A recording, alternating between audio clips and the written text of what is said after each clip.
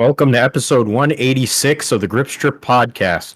The timing is everything episode of the Grip Strip Podcast, and we'll definitely lean into that further here in just a few moments. My name is Philip Matthew. I'm your host. I'm with my co-host, the iRacing Indy 500 champion, computer genius, a gentleman and a scholar, and also a happy Jacksonville Jaguars fan with destruction of the Indianapolis Colts in week one. His name is Josh Fine. What's going on, man? I'm doing great, Phil. Of course, timing is everything, as we're going to find out so much. I mean, even comedic timing is everything right now. So, the Jaguars win week one. We'll get into it later.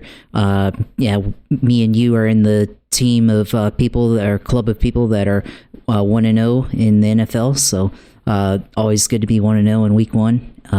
So we're either going to the Super Bowl or, you're not going to the Super Bowl. That's who you are. You're either 1-0 or 0-1. So there's that. And, of course, a lot of the racing action, of course, that we'll get into. So, ready to get into it.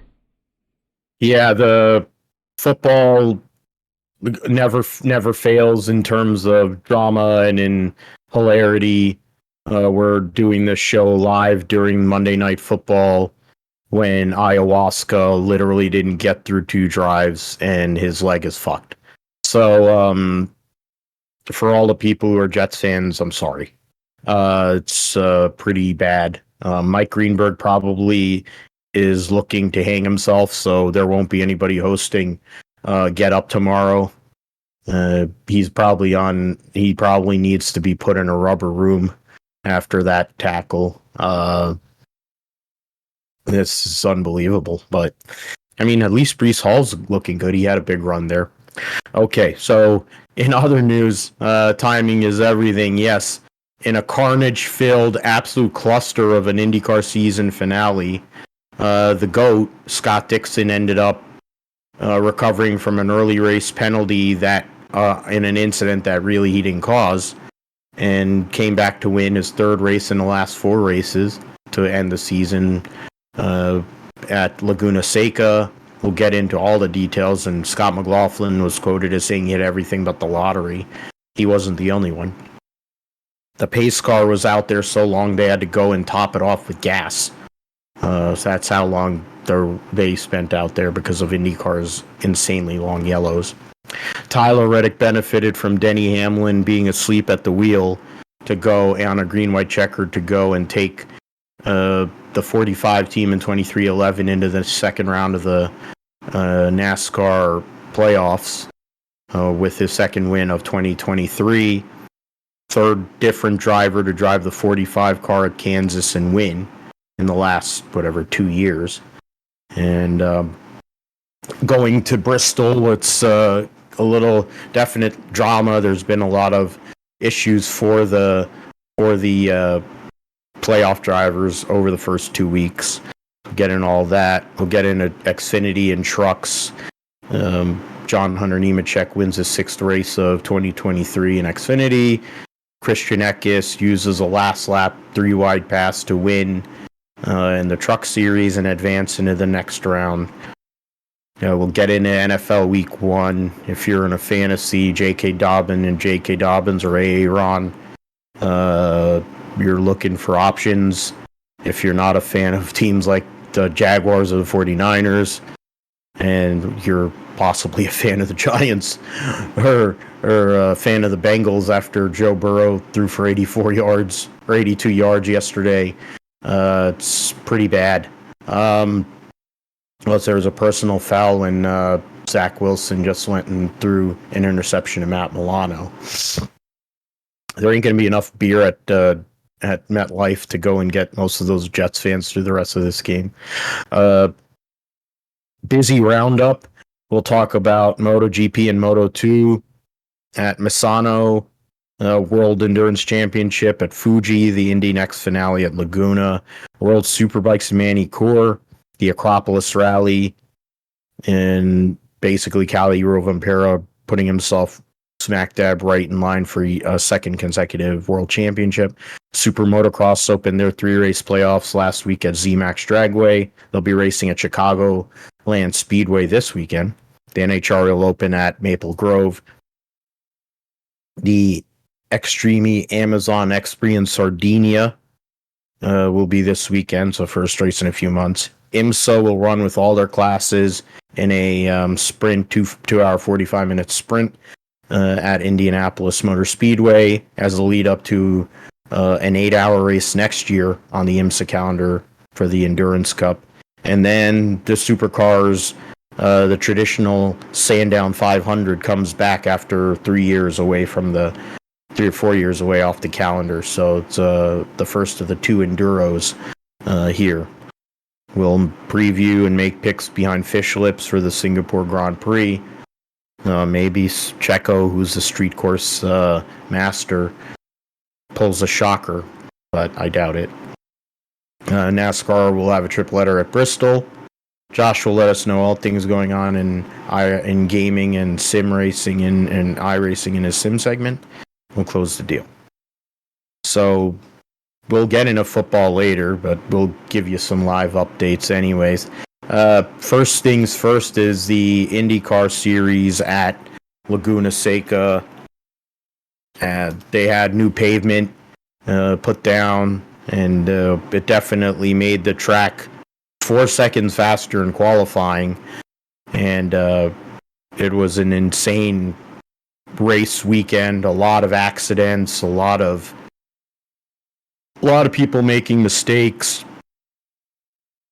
And then once you got into it further, you take in a lot of guys just really driving over their heads because they knew it was the end of the season.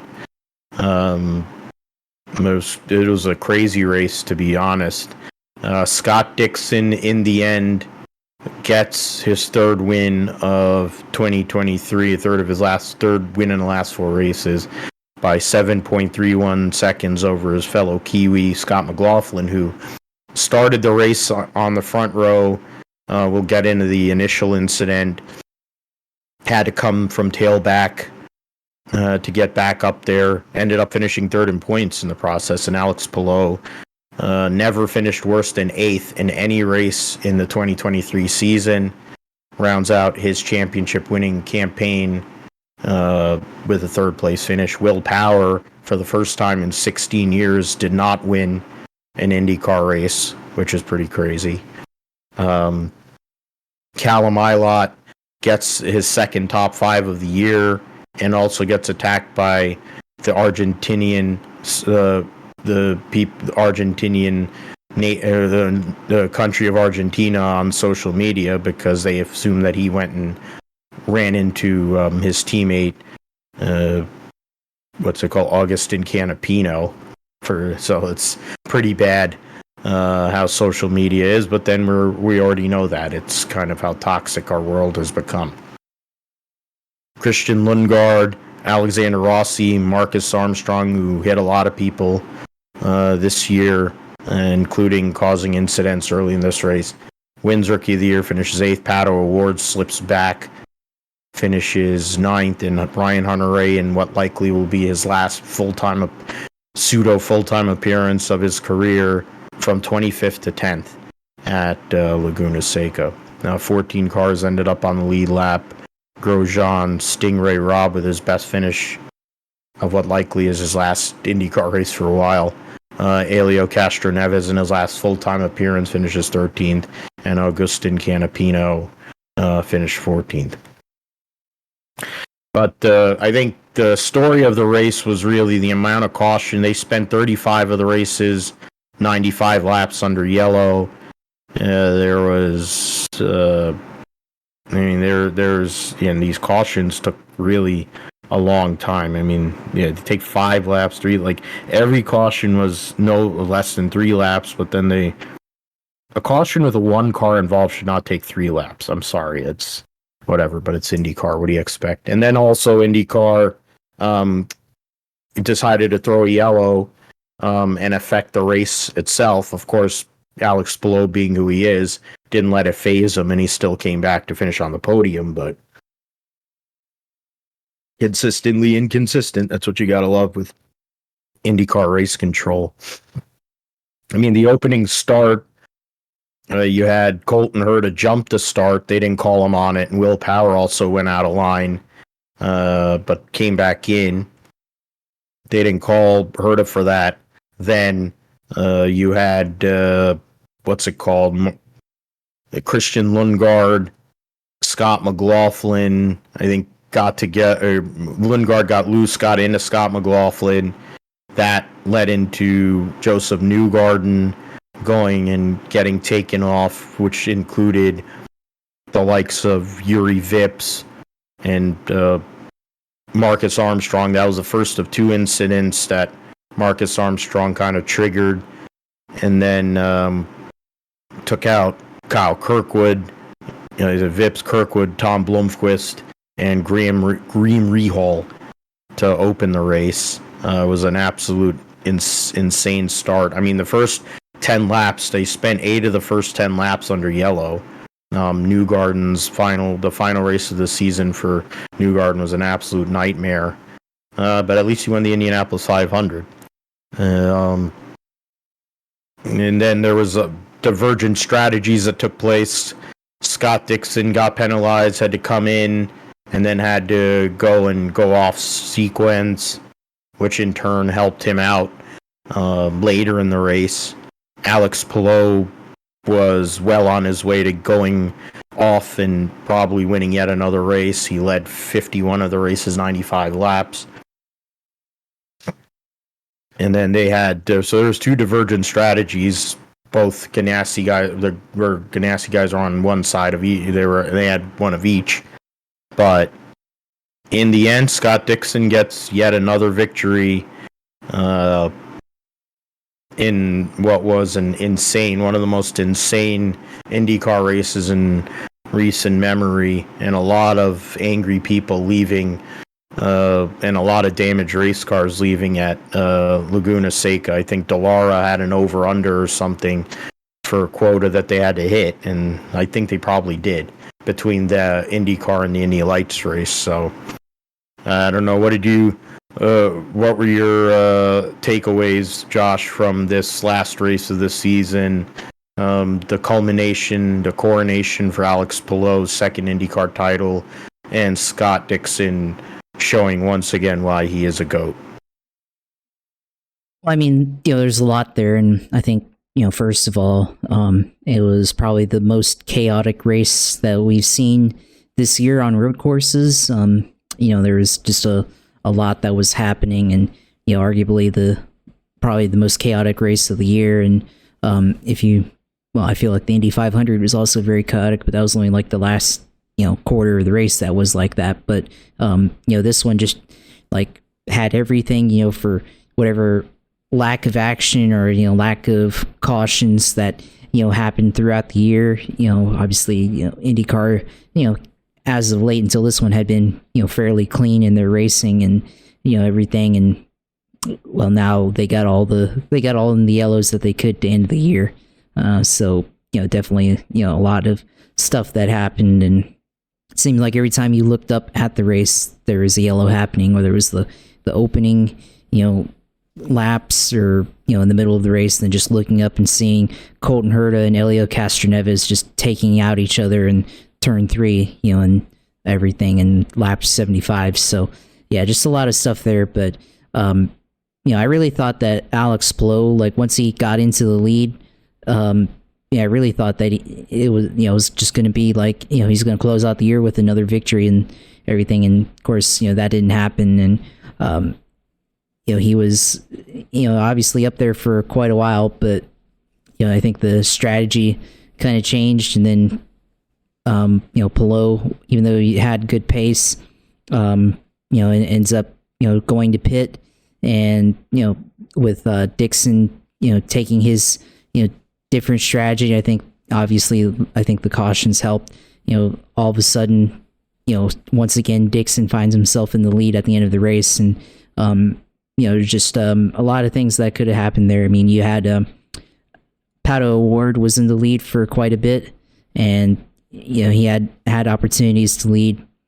I thought he was gonna look up seeing Pato O'Ward being in the lead. I thought, oh well, maybe he might win the final race, and that didn't happen. So just a lot of chaos that happened in this final IndyCar race, and then Palou on his strategy fell back to the back half of the top 10 in this race, but he came back and he only did 2 pit stops too, but fought back to get third and get on the podium. So still a great finish, but obviously ran out of time there to be able to catch Scott Dixon, and still by 10 seconds. So definitely still a lot there, but I mean, I think the running order, at different points of the race was just, there's a lot of movement throughout there in this, compared to what we've seen, as of late, and especially, with a repave race, being that they just repaved the Laguna Seca course, definitely made for quite an event to close out the season. So, definitely a lot of cautions there that I think shouldn't have been cautions.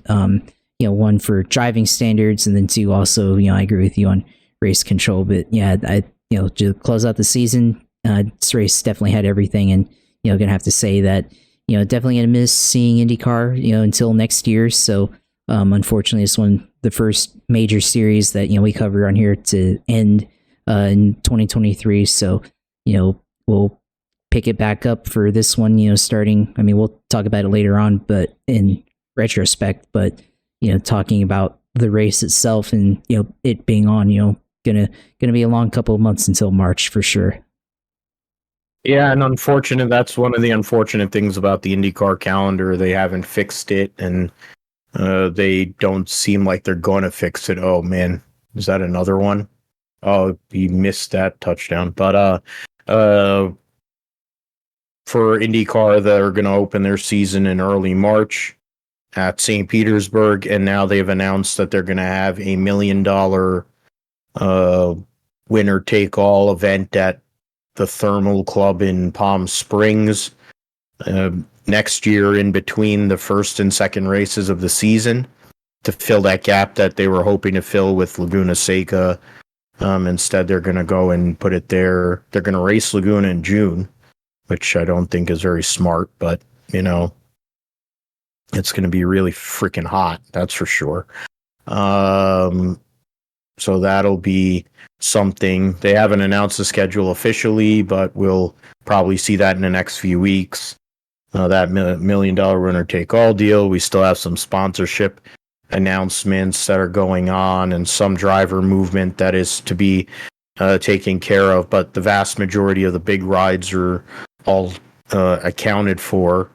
It's really the smaller teams right now that have vacancies. So the Dale Coyne, Ed Carpenter, Junkos Hollander of the world, that's who's looking for people here as we move forward. All the major teams have their cars. I mean, we don't know what Andretti's going to do with the 29 car, if they're going to keep it around or not, as now that they're Andretti Global. Ganassi will stay with 4 cars full-time. Linus Lundqvist coming in full-time. Marcus Armstrong going to run full-time and will be a rookie on ovals. And then, of course, you have your foundation with Scott Dixon and Alex Palou. And then in Penske, they're not going to make any changes, at least for 24, but you have to start looking at what the future is for the likes of Will Power, especially Scott McLaughlin now, and wanting to go and take that next step, finish third in points this year, wanting to finally go and rise above and get that championship and get in the Indianapolis 500 as well. So, and then Andretti Autosport, they're banking on Colton Herta and Kyle Kirkwood, and now they have a veteran presence in Marcus Ericsson coming in to be the third driver there. So that'll be something to look at. But we'll get into it more later in the year once we do our season recaps. A lot to get into, especially with Alex Palou and the drama that took place with him. But when it came to his how he did on the racetrack, there definitely wasn't any drama. He made it pretty straightforward, to say the least. All right, so let's move forward into the NASCAR triple header at Kansas.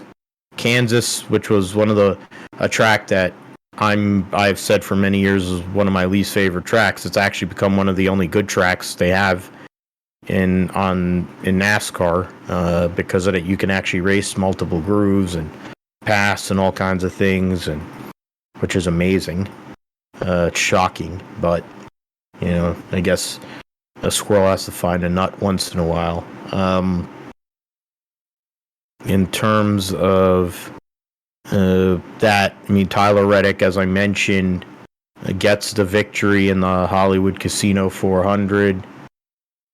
It wasn't a straightforward deal for Tyler Reddick to win the race. I mean, he was up there most of the day. He only led 2 laps, but in the end, timing, as I said, timing is everything. He was up there in that green, white, checkered restart and was able to make the passes necessary to win the deal. You had Denny Hamlin finish second. Kyle Larson led the most laps and won stage 1, finished 4th. So Reddick, Hamlin, Eric Jones, another top 5, another top 10 here. A resurgence from Legacy Motor Club all of a sudden in the last few weeks. Kyle Larson, Joey Logano finishes 5th, largely because he stayed out on took only 2 tires. Because if he hadn't done that, he was probably going to finish 15th, and he was going to lose a lot more points. William Clyde Elliott II raging against Kyle Larson late in the race, having other issues going on, but finished 6th. Kyle Busch from 35th to 7th. Christopher Bell started on pole, continues to have issues on pit road. Brad Keselowski won stage 2, finished 9th, and Alex Bowman rounds out the top 10. Kevin Harvick, Ryan Newman, Ross Chastain just outside of the top 10. William Byron did not score any stage points and finished 15th there. So pretty interesting in that and then you look at some of the people that had issues during the day. I mean, Briscoe, I think, went a lap down and had to get lucky dogs, I think 3 or 4 times during the day. I mean, yes, I mean, what is it called? So I gotta see. Yeah, so he got 1 lucky dog. He got the lucky dog 3 times yesterday and ended up finishing 19th. His car, they had an 8.5 second pit stop during the race, but if your cars are garbage, I don't think it really matters. You do 8.5 second pit stops. It was 17th through 19th for all the remainder of the Stewart-Haas racing cars. So, but I think the other piece that we have to look at is these playoff drivers that behind William Byron in 15th. You had A. Richard finishing 23rd. Michael McDowell, second consecutive race with issues, finished 26th. Chris Buescher had a tire go down and hit the fence, finished 27th. Bubba Wallace was running up front, cut a tire down in 1 and 2, hit the wall, and was finished second in stage 1, ended up finishing 32nd. And then Martin Truex Jr. spun early in the race, 3 laps into the race, had tires go flat, couldn't get the car, wasn't allowed to drive the car back, or couldn't drive the car back because the car was on the bump stops. They decided to tow it, and because of that, his day was over. So the guy who won the regular season title is now on the precipice of possibly missing round 2 of the Cup playoffs. So a lot to dive into there, Josh, but Tyler Reddick, right place at the right time, picked the inside line. You had Daniel Suarez stay out on that caution, last caution there, had no grip. For whatever reason, Denny Hamlin was sleeping at the wheel. His excuse was he was looking at Larson. People, of course, conspiracy theorists were saying that he laid down so that Tyler Reddick could win. I don't think for what Denny Hamlin may be, I don't think he's that calculated. It's akin to what Dale Earnhardt when Dale Earnhardt decided he wanted to block, and the one time he decided to block, unfortunately, we saw what happened. I mean, it's that would be the same kind of deal. That wasn't the case. Denny Hamlin was just oblivious and gave away what was a possible win there, which is not the first time he's done that this year. I mean, both races so far in the playoffs, you could make an argument he should have both of those wins, but then it's the same guy who's never won a Cup Series title. So we'll get into that. Larson, the Larson situation, he's been fast all of a sudden. He was kind of in no man's land since May, and now in the last couple of weeks has found pace. But that rivalry that exists between him and William Clyde Elliott II could become a bigger issue for Hendrick Motorsports in general, because the 9 car is still in the owners' playoff. Clyde is having arguably his worst year in years. Larson is competing for the championship. There's a lot going on there with those two guys, and I think it's something we have to look at, especially going into the races like Talladega, the Roval, Martinsville, which is basically a Hendrick and a Gibbs benefit.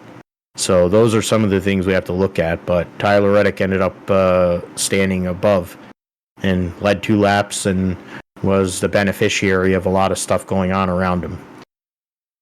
Yeah, and you talk about, with Kyle Larson and Chase Elliott, I got to think Chase Elliott, for him, he's probably frustrated. First of all, bad year, but I think the stuff between him and Kyle Larson probably goes back even to 2021 when Larson first joined on, because Chase Elliott won the championship in 2020, and then 21 Larson joins in immediately, sets the series on fire and just goes out and wins everything on pavement and on dirt, whatever he entered.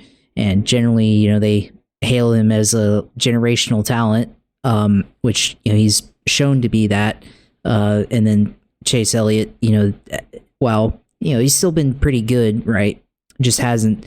This year hasn't been good, but still kind of in the background of Kyle Larson in terms of that. So there's probably a lot of that kind of going around and factoring in as well.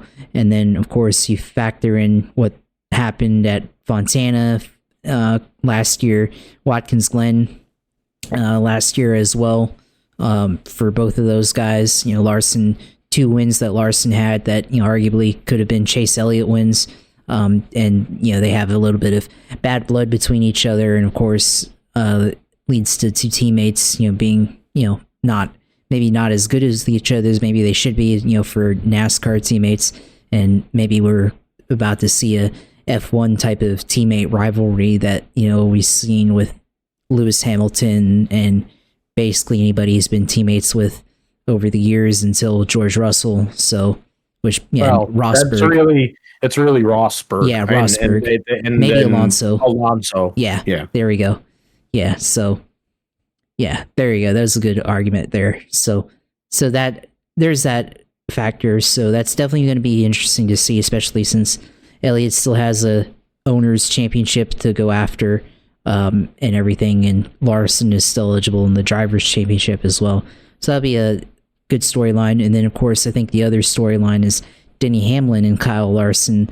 Of course, Hamlin was worried about Kyle Larson on the restart. You mentioned conspiracy theory to let Tyler Reddick win, and I don't think that's the case. I think if he was going to be in contention, he should have had a better restart, and he was so worried about Kyle Larson getting a push. I think Kyle Larson would actually happen. I think he probably laid off on that restart, and going back to his dust up with Denny Hamlin earlier this year, he's not going to cut Denny Hamlin a break. He's not going to help him out or anything like that. And so I think he probably backed off on that final restart, and not give Denny Hamlin a push that he probably needed to get up there to the lead and everything. So I think Hamlin was worried about that and getting a push and trying to lay back and everything to try to get a push from Larson, and Larson's not going to help him out, even though they're golfing buddies and everything. So I think that was definitely a factor in getting a poor restart. And, also I think for Tyler Reddick on that final restart, I think he benefited from having, having a guy that hadn't pitted up there, Daniel Suarez. I think Suarez being up there, gives him a chance to get around guys. And I think he had fewer cars in his lane to get around. And plus, he had all the guys in front of him on the inside line, or besides Daniel Suarez. I think, Joey Logano was also on 2 tires. Eric Jones is on 2 tires. So a lot of guys that were on 2 tires up at the front at the end. I think that led to the opportunity for Tyler Reddick to just get a huge run and take the lead on the final restart. So a very clutch maneuver there for Reddick to go out and do that. And now the 45 has now won 3 out of the last 4 races at Kansas Speedway, and basically Toyotas or people associated with 2311, if you count owner Denny Hamlin, who won this year by wrecking Kyle Larson on the last lap. So there's that too. So clutch win for Tyler Reddick. He goes in and goes out and wins. Now he's locked in, and of course the Roval's up next in the round of 8, or the round of 12. So which is cut off to the round of 8. So and we know how good Tyler Reddick can be on the road courses, especially, with COTA, he was good there. Road America last year, he was good. I think he had decent speed at Charlotte Roval last year. So look out for him to possibly contend, in that or earlier. So I think Tyler Reddick, definitely has a seat at the table for, at least getting to the round of 8, I think, in my mind. So we'll see how that goes. But, definitely it wasn't as chaotic as IndyCar, but, we definitely saw, guys, championship contenders have issues. You mentioned Martin Truex on lap 3, big problem there. And then basically losing all the cushion that he had. So he still has a chance, but he's definitely on thin ice right now. And Bubba Wallace, of course, he was going to be a contender in this race, and was running second and had another tire issue. So definitely a lot of tire issues in this race for sure.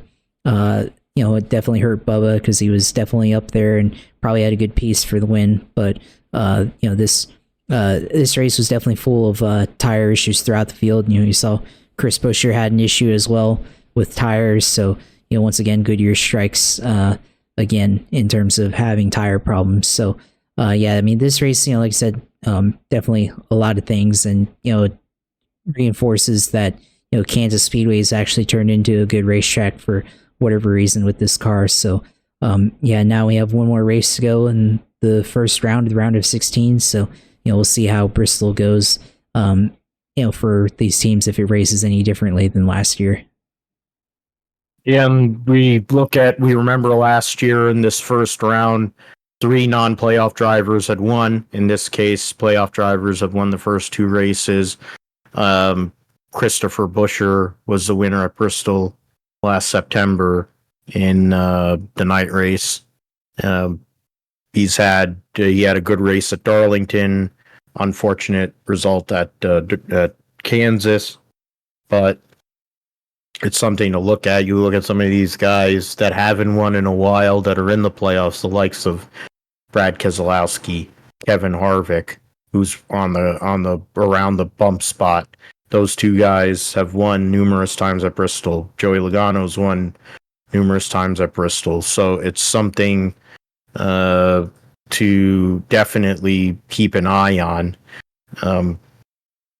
Essentially, right now they're going into the Bristol night race on Saturday. Reddick and Larson are in. Hamlin basically is in to the next round. William Byron is pretty solidly in unless a nightmare scenario happens, like what happened with Truex. Brad Keselowski down to Christopher Bell's 20 points, so that can really flip with stage points and other things, but the way that Brad Keselowski's been running, I think things should be in a good stead for him. Blaney's had good moments and bad at Bristol, of course. Kyle Busch is one of his best racetracks, but it's Kyle Busch, and how inconsistent he and the A team have been for I don't know how many months. Something to look at there. Right now, Chris Buescher is plus 13, along with Chris Bell. Joey Logano's plus 12, and Kevin Harvick is plus 7 on the bump. Martin Truex is minus 7. After that, Darrell Wallace Jr., Ricky Stenhouse Jr., and Michael McDowell essentially need to win. Ricky Stenhouse, you could say, well, that's crazy, but Ricky Stenhouse, outside of running at super speedways, Bristol is one of his best racetracks. Bubba has won in a super late model there before. McDowell famously right-reared Darrell Wallace Jr. for people who are into that sort of stuff. He's not really known as a short track guy, so I would great for Front Row Motorsports for that period of like a month or so where they were trending, but their playoff season is going to be over here on Saturday. The real question is, will Martin Truex get knocked out, or will it be somebody else? When you look at the points circumstances, I mean, I think anybody behind Kyle Busch is in play. So Ross Chastain, Buescher, Bell, Logano, Harvick, and Truex are all in danger. But as I mentioned, you look at Buescher won there last year. Bell has won at Bristol, albeit on the dirt. Logano's won on the dirt and on the concrete. Kevin Harvick's won numerous times at Bristol. I think the one person that really has to be concerned is Martin Truex, because for as good as he has become on short tracks, there was a time where he never won a short track race.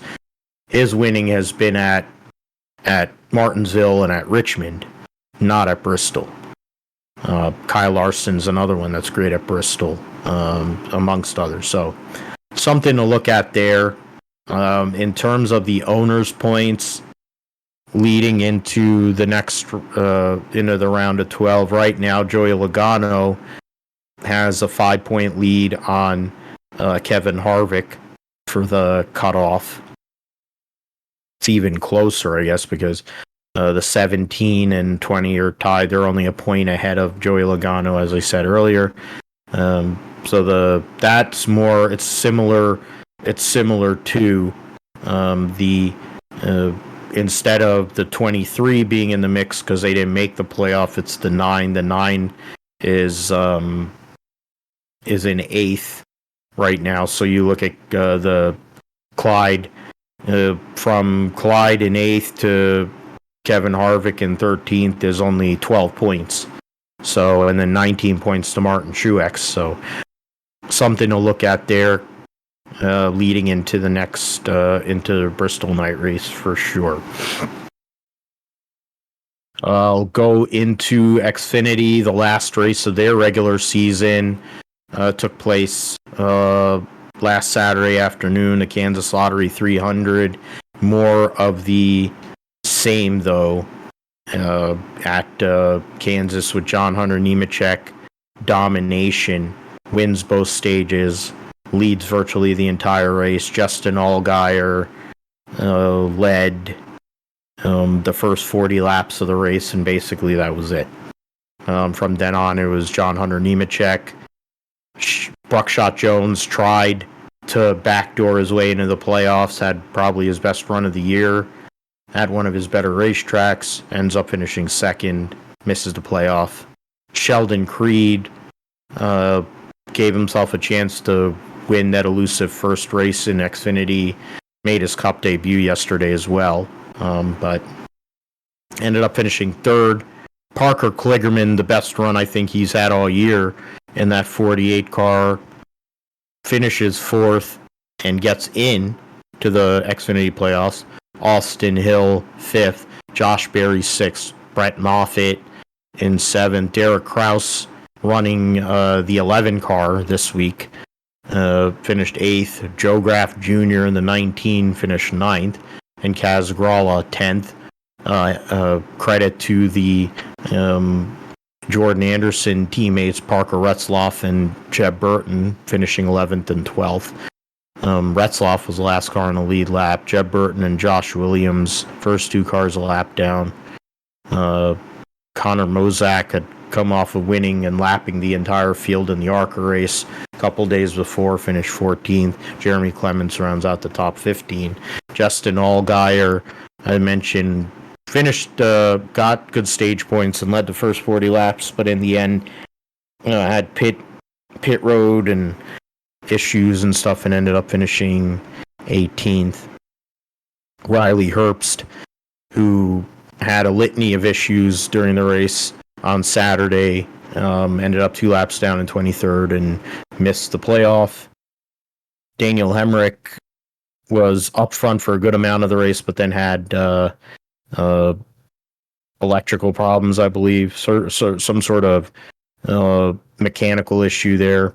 Chandler Smith had issues during the day. They got in accidents and stuff. Sammy Smith hit the fence and then was basically in no man's land for the rest of the day, along with Cole Custer, Sam Mayer. So those guys, no momentum. I mean, Sammy Smith has been basically god-awful for about 3 months. He could be somebody that gets eliminated in the first round just based on how he's run in recent months. I think it's pretty straightforward. We'll get into the points going into Bristol here, Josh, but John Hunter Nemechek, you look at how Legacy is looking here in the last few weeks with the way Eric Jones has ran, Carson Hocevar running in the top 20 the last couple of weeks. He's going to be driving that 42 car. Hocevar, it looks like, is going to be driving for Spire full-time next year, it seems like. So, I mean, a lot of good momentum going on there. John Hunter Nemechek keeps winning, and I think he wants to finally get over the hump and get a championship. He's been close before in the Truck Series, has fallen short when he was driving for his family, also with Kyle Busch Motorsports. Now he's in a position to win the Xfinity title, and it's really basically between him and Austin Hill. If he doesn't get this one, you got to wonder about his closing ability, but then he drives for Joe Gibbs Racing, so you don't really have to be a closer, theoretically, to drive for Joe Gibbs Racing. Look at Denny Hamlin. Yeah, John Hunter Nemechek has been dominant here, and leading into this Xfinity playoff, it's going to be hard to imagine it going past either the 20 or the 21. I mean, it's going to be definitely a tough Xfinity playoffs. I think for John Hunter, he definitely has a lot of momentum on his side. First of all, the announcement going to be in the 42 car next year with Jimmy Johnson and Legacy Motor Club and teammates with Eric Jones on that team. So, for him, then capping off that announcement with the win to get in or to kick off the playoffs or to close out the regular season and go into playoffs. I mean, even though he doesn't win the regular season championship, it's definitely a huge momentum and confidence booster to go in there like that. So, now they go into Bristol and they'll start out the first race of the playoffs and be able to go out and run. We'll see how they do at Bristol, but it's going to be an interesting next couple of weeks for them. And then Austin Hill, of course, wins the regular season title, and it's going to be interesting to see. I think they both have pretty good pace, but I feel like John Hunter Nemechek definitely. I feel like they have the edge. They've been more dominant. I think Austin Hill has just had a couple, slightly better season in terms of consistency than John Hunter, but I think on a head-to-head basis, I think John Hunter Nemechek definitely has way more pace. With I think their 54 car or the 20 car, not the 54. The 20 car is definitely on another level compared to the 21. So I think he has a really, really good chance to win the championship. Of course, you mentioned being able to win the championship in the Xfinity Series and be able to finally win one for himself. Of course, bring back his Truck Series championship, where I think we all thought that he had that one in his hands, but it just didn't bring a good piece that day. So it's still, it's not guaranteed, but I think he definitely has a huge shot in the flagship Xfinity car for JGR there. So we'll see. Riley Herbst had an opportunity as well to qualify into the playoffs. Of course, he gets outlasted by Parker Clearman. Had a 1 race point advantage or 1 point advantage for Riley Herbst to get in the playoffs. So falls out. Had an issue actually. Ran into Parker Clearman during the race, and after a restart in stage 2. So Riley Herbst. I think last year he seemed like he was improving in the Xfinity Series, but this year has been very up and down. Once again. So I think for SHR, obviously he's got the monster energy and his family's company money behind him, but got to wonder how long can he remain in this series.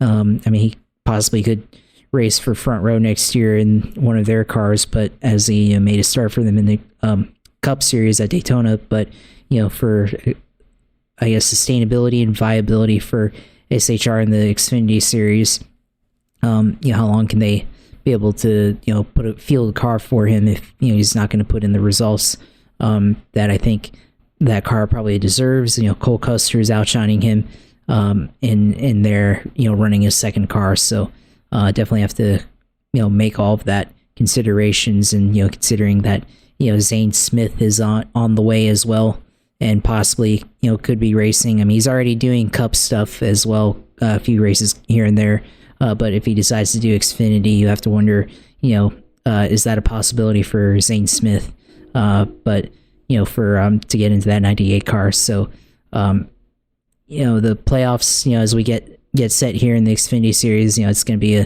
a pretty interesting one. And like you said, or like we both said earlier, I think it's going to be between the 20 and the 21, but wouldn't be surprised if the 7 of Josh Allgaier or any of the the other cars like Josh Berry, if he figures it out the last couple of races here, we'll see what happens. But I think it's probably going to be between the 20 and the 21 at the end of the in November in Phoenix. Yeah, I think like you talked about, the 00 might have something because Cole Custer, you never really know, but I don't think so. SHR is in limbo in a lot of ways. As you mentioned, with the Herbst being a fail, there's a lot of, it shows how bad the Ford driver development situation is at the moment. When you see the regression that has taken place for both Chase Briscoe and Austin Cindric, that they don't have any options for Zane Smith, that they talk about Riley Herbst as one of their junior drivers and he can't even win a race, or he hasn't really been flirting with the top 5 for months.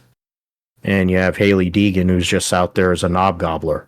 That's literally, and then Frankie Muniz, who's a freaking actor.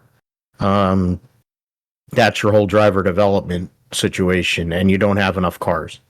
It's a bad look for Ford. It's probably why they're one of the many reasons why they're so far behind. JRM is really the only thing that could go and change it, but I don't think Sam Mayer's ready. He's not mature enough, I don't think, to put together a run. Allgaier's proven over the years he can get there, but not close. Josh Berry is in between 2 different deals, looking at his future, and he has had a rough year this year. They haven't had the speed like they did last year in general. The crew chief changes, I think if anybody's been affected, it's been him more than anybody. And then Buckshot Jones now is just an R&D driver.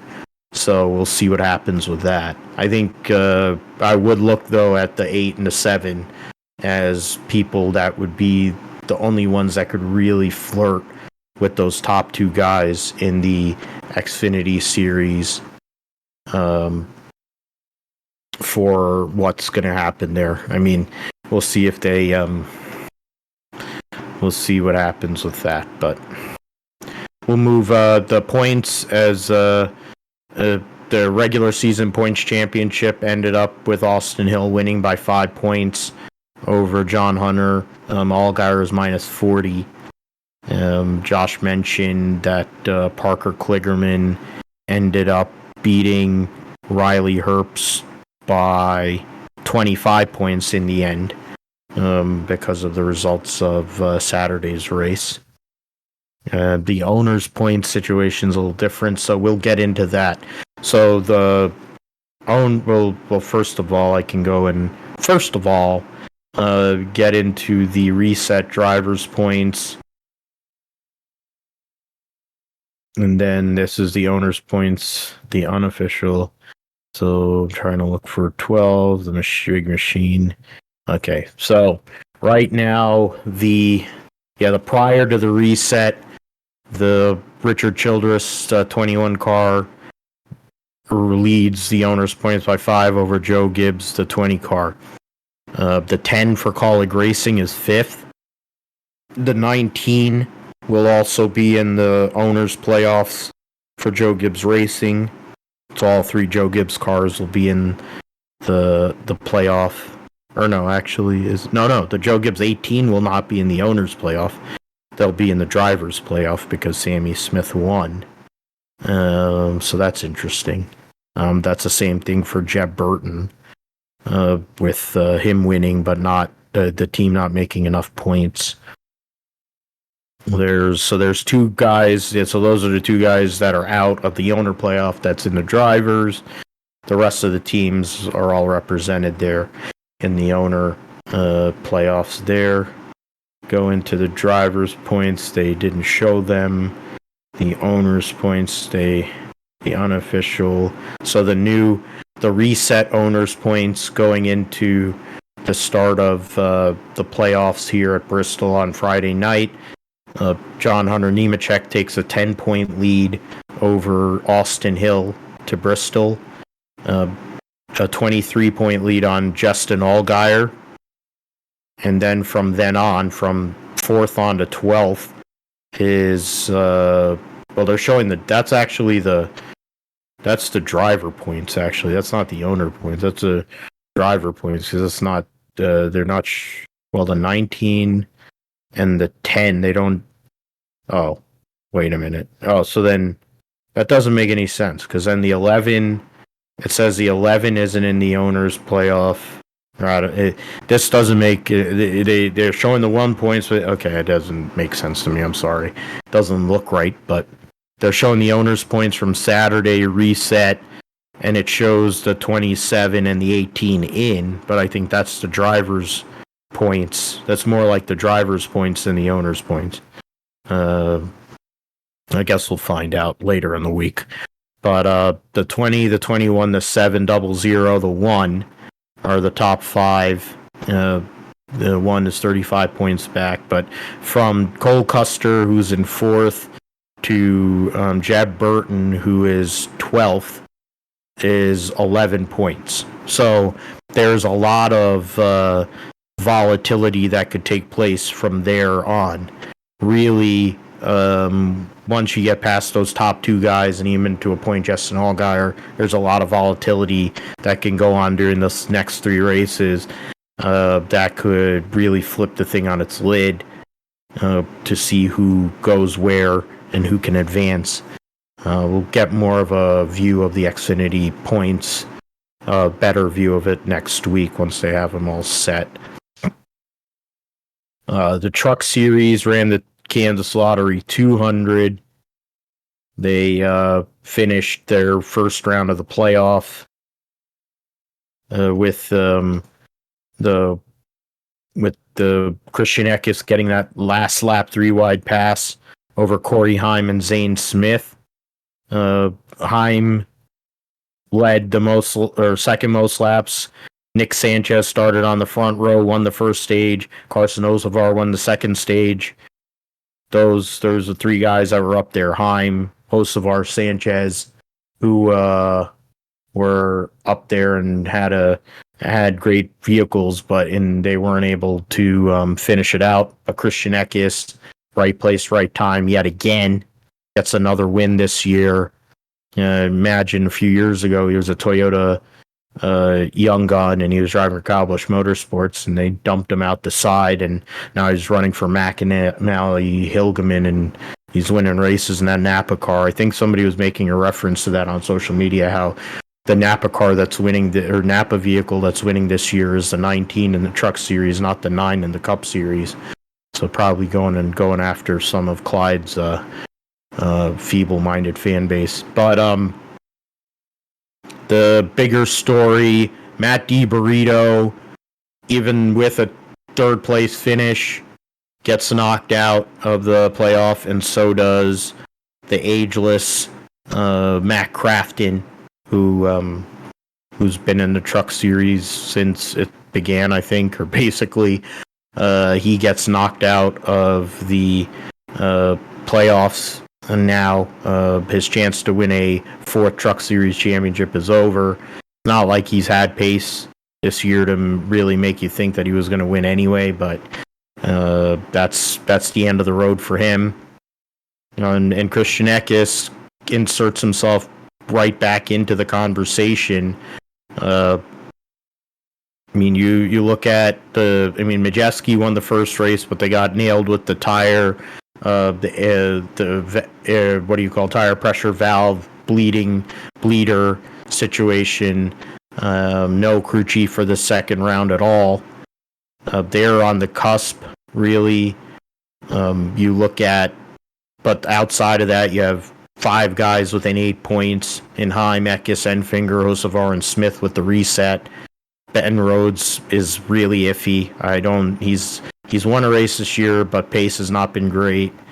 Nick Sanchez, the statistics do not show how good Nick Sanchez really has been, but he's in a position where he's probably going to have to win to guarantee himself a spot in the Final Four, which isn't out of the realm of possibility, I don't think. If Kyle Busch has got his druthers, if he really is looking at things the right way, he should be pushing to get that 2-truck into the Final Four, because Nick Sanchez definitely does have a future in this sport. But Christian Eckes goes and gets that victory, puts himself right in the mix, really, to contend for the Truck Series championship, which, I mean, we knew he was a factor before, honestly, but getting another victory to kind of remind everybody that he's a factor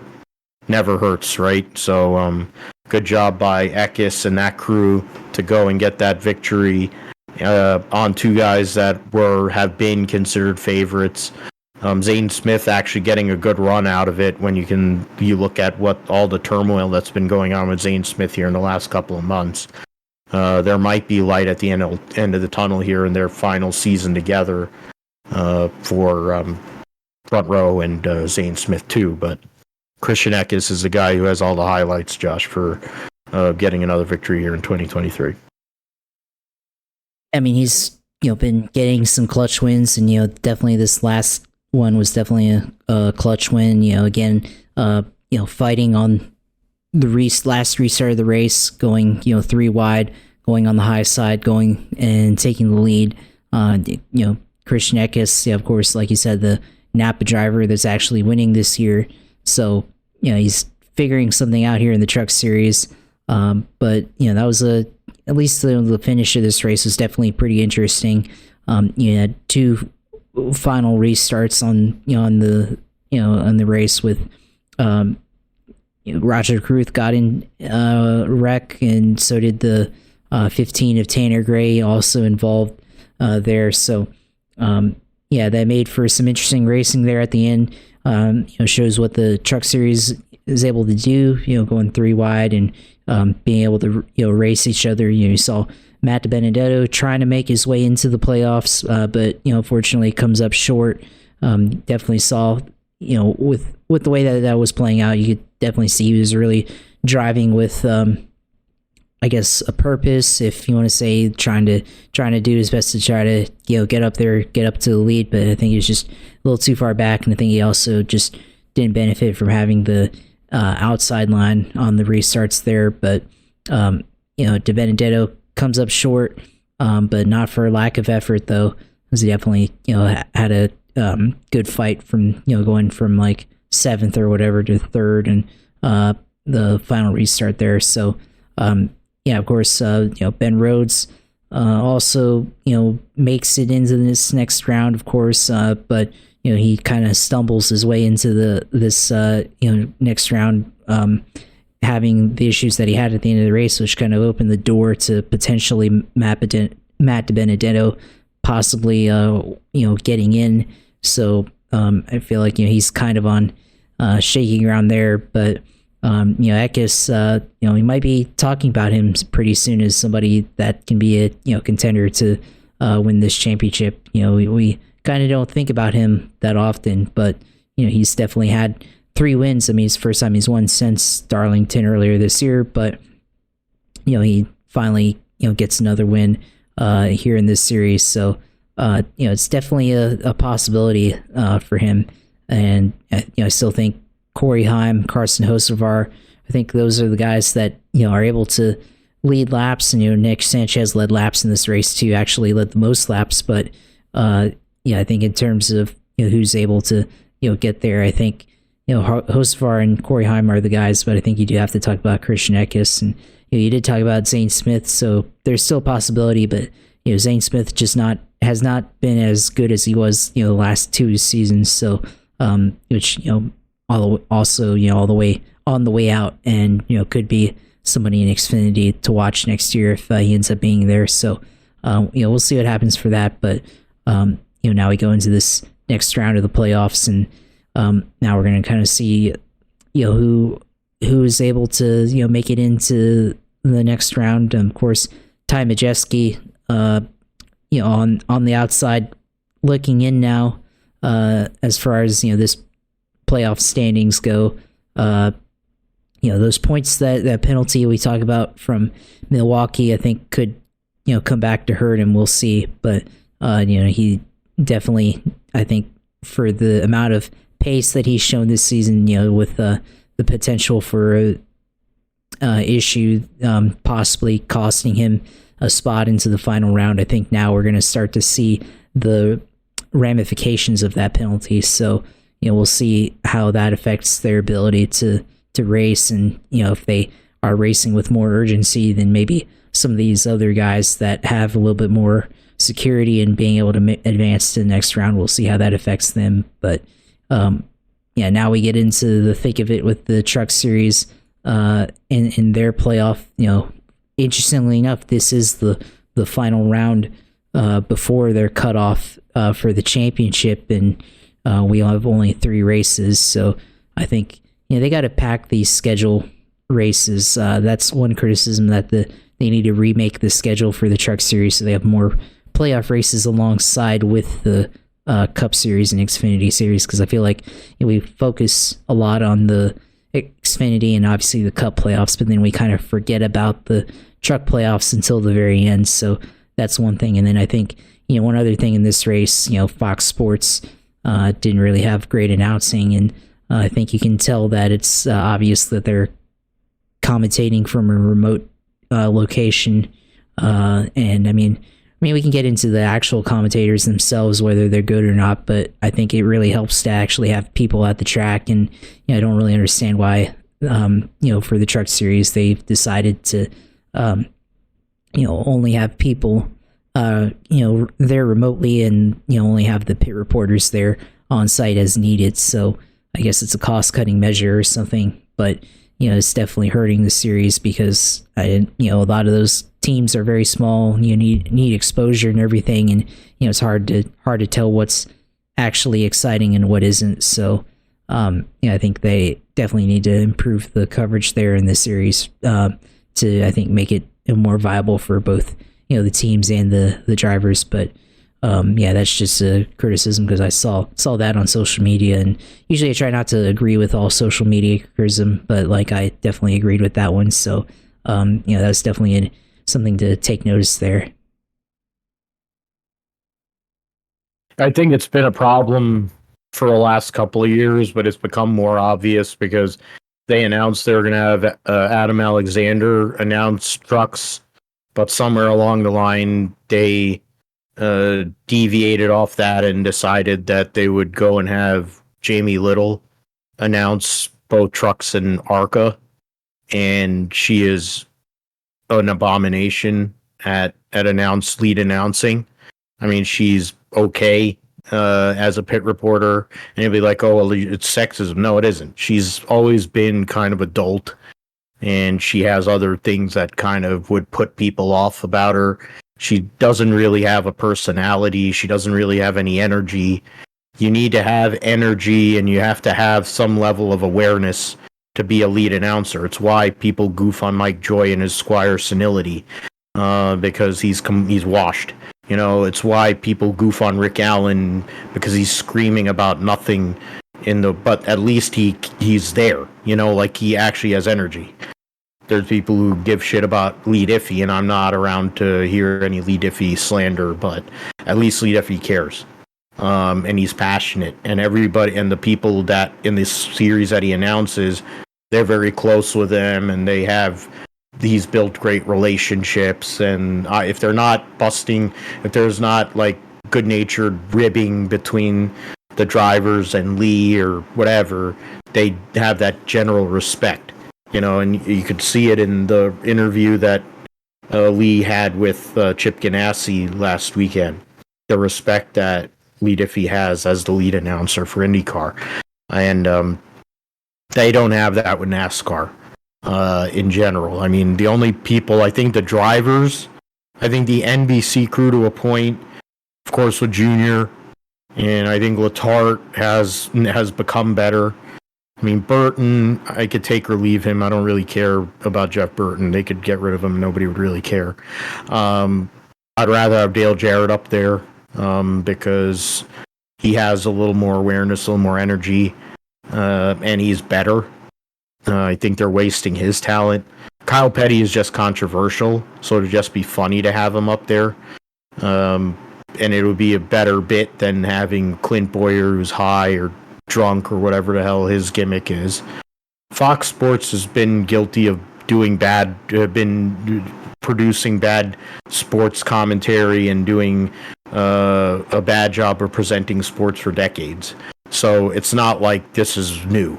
I mean, bias aside, for me, I've never really been a fan of Fox anything outside of some of their television shows, actual, regular drama and comedy shows. But they've ruined football broadcasting. They've ruined baseball broadcasting. The only thing they brought to hockey was a glowing puck. Like the only reason people talk about them for college football is because they have Gus Johnson screaming at everything. The NASCAR broadcast has become a clown show, and now they're bringing Kevin Harvick in to save it. But even Kevin Harvick's been having to go and carry a whole entire organization on his back for the last, 4 or 5 years. That's Stewart-Haas, maybe even longer since he's gotten there. But I think this is equal to having to carry a whole entire Cup organization on his back, trying to go and make the Fox broadcast worthwhile.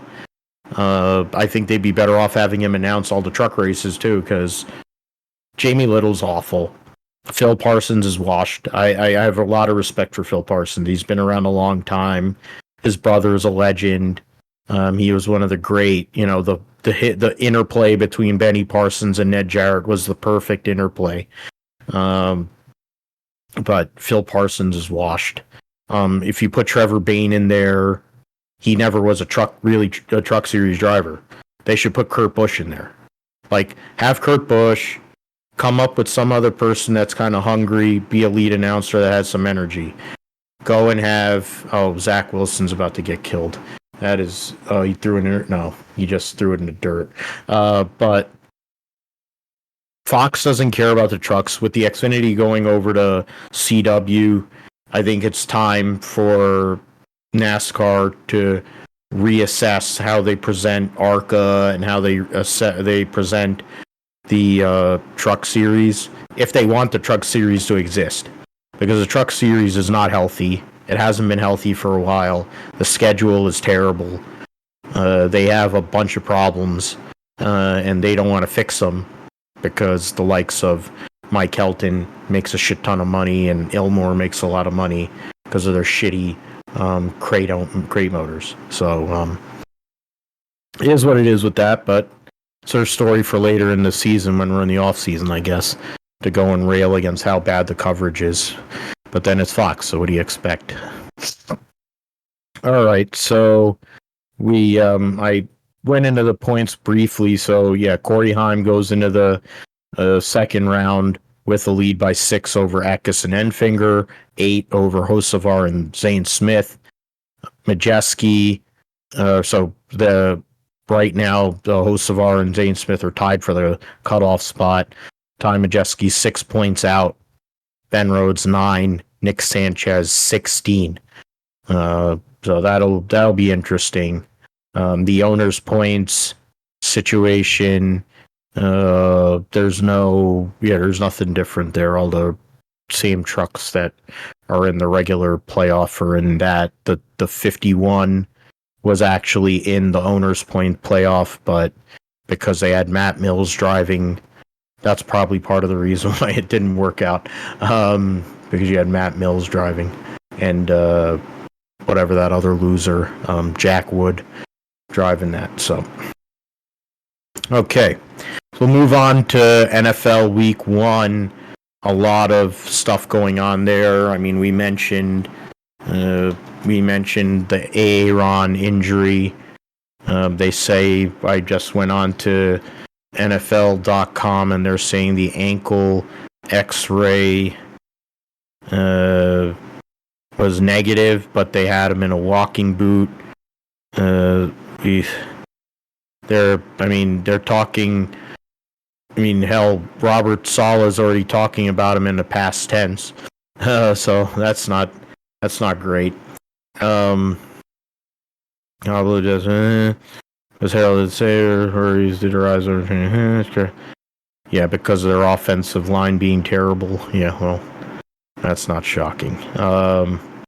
Cam Hayward missed multiple weeks, going on injured reserve. Chris Jones ends his holdout conveniently to come back this week against Josh's Jacksonville Jaguars after the Kansas City Chiefs lost to the Detroit Lions last Thursday night. Yeah, they said the X-rays are negative, but what does that really mean? We'll see further testing for Aaron. Doesn't look good for him. You had J.K. Dobbins go out for the year with a torn Achilles. Josh Dobbs still is starting, even though the Arizona Cardinals are basically tanking for the USC quarterback. Atlanta's going to have both a couple people coming back, Okuda and Cordero Patterson. Marcus Williams with a torn pec, they're saying is not season ending, but he's going to be out for a while.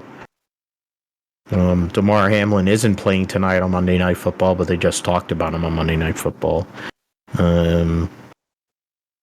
Going through some of these other people. This week going on a day-to-day. Jack Conklin, ACL, MCL, is out, as mentioned, for the Cleveland Browns, so that's a big problem for Deshaun Watson. Greg Dulcich in the basically cesspool that is the tight end position in fantasy football for people who are relying on him for streaming, has a leg injury. Caden Stearns, whoever he is, a safety, torn patellar tendon, so he's out for the year. Aaron Jones has a hamstring. Quay Walker, concussion protocol for Green Bay.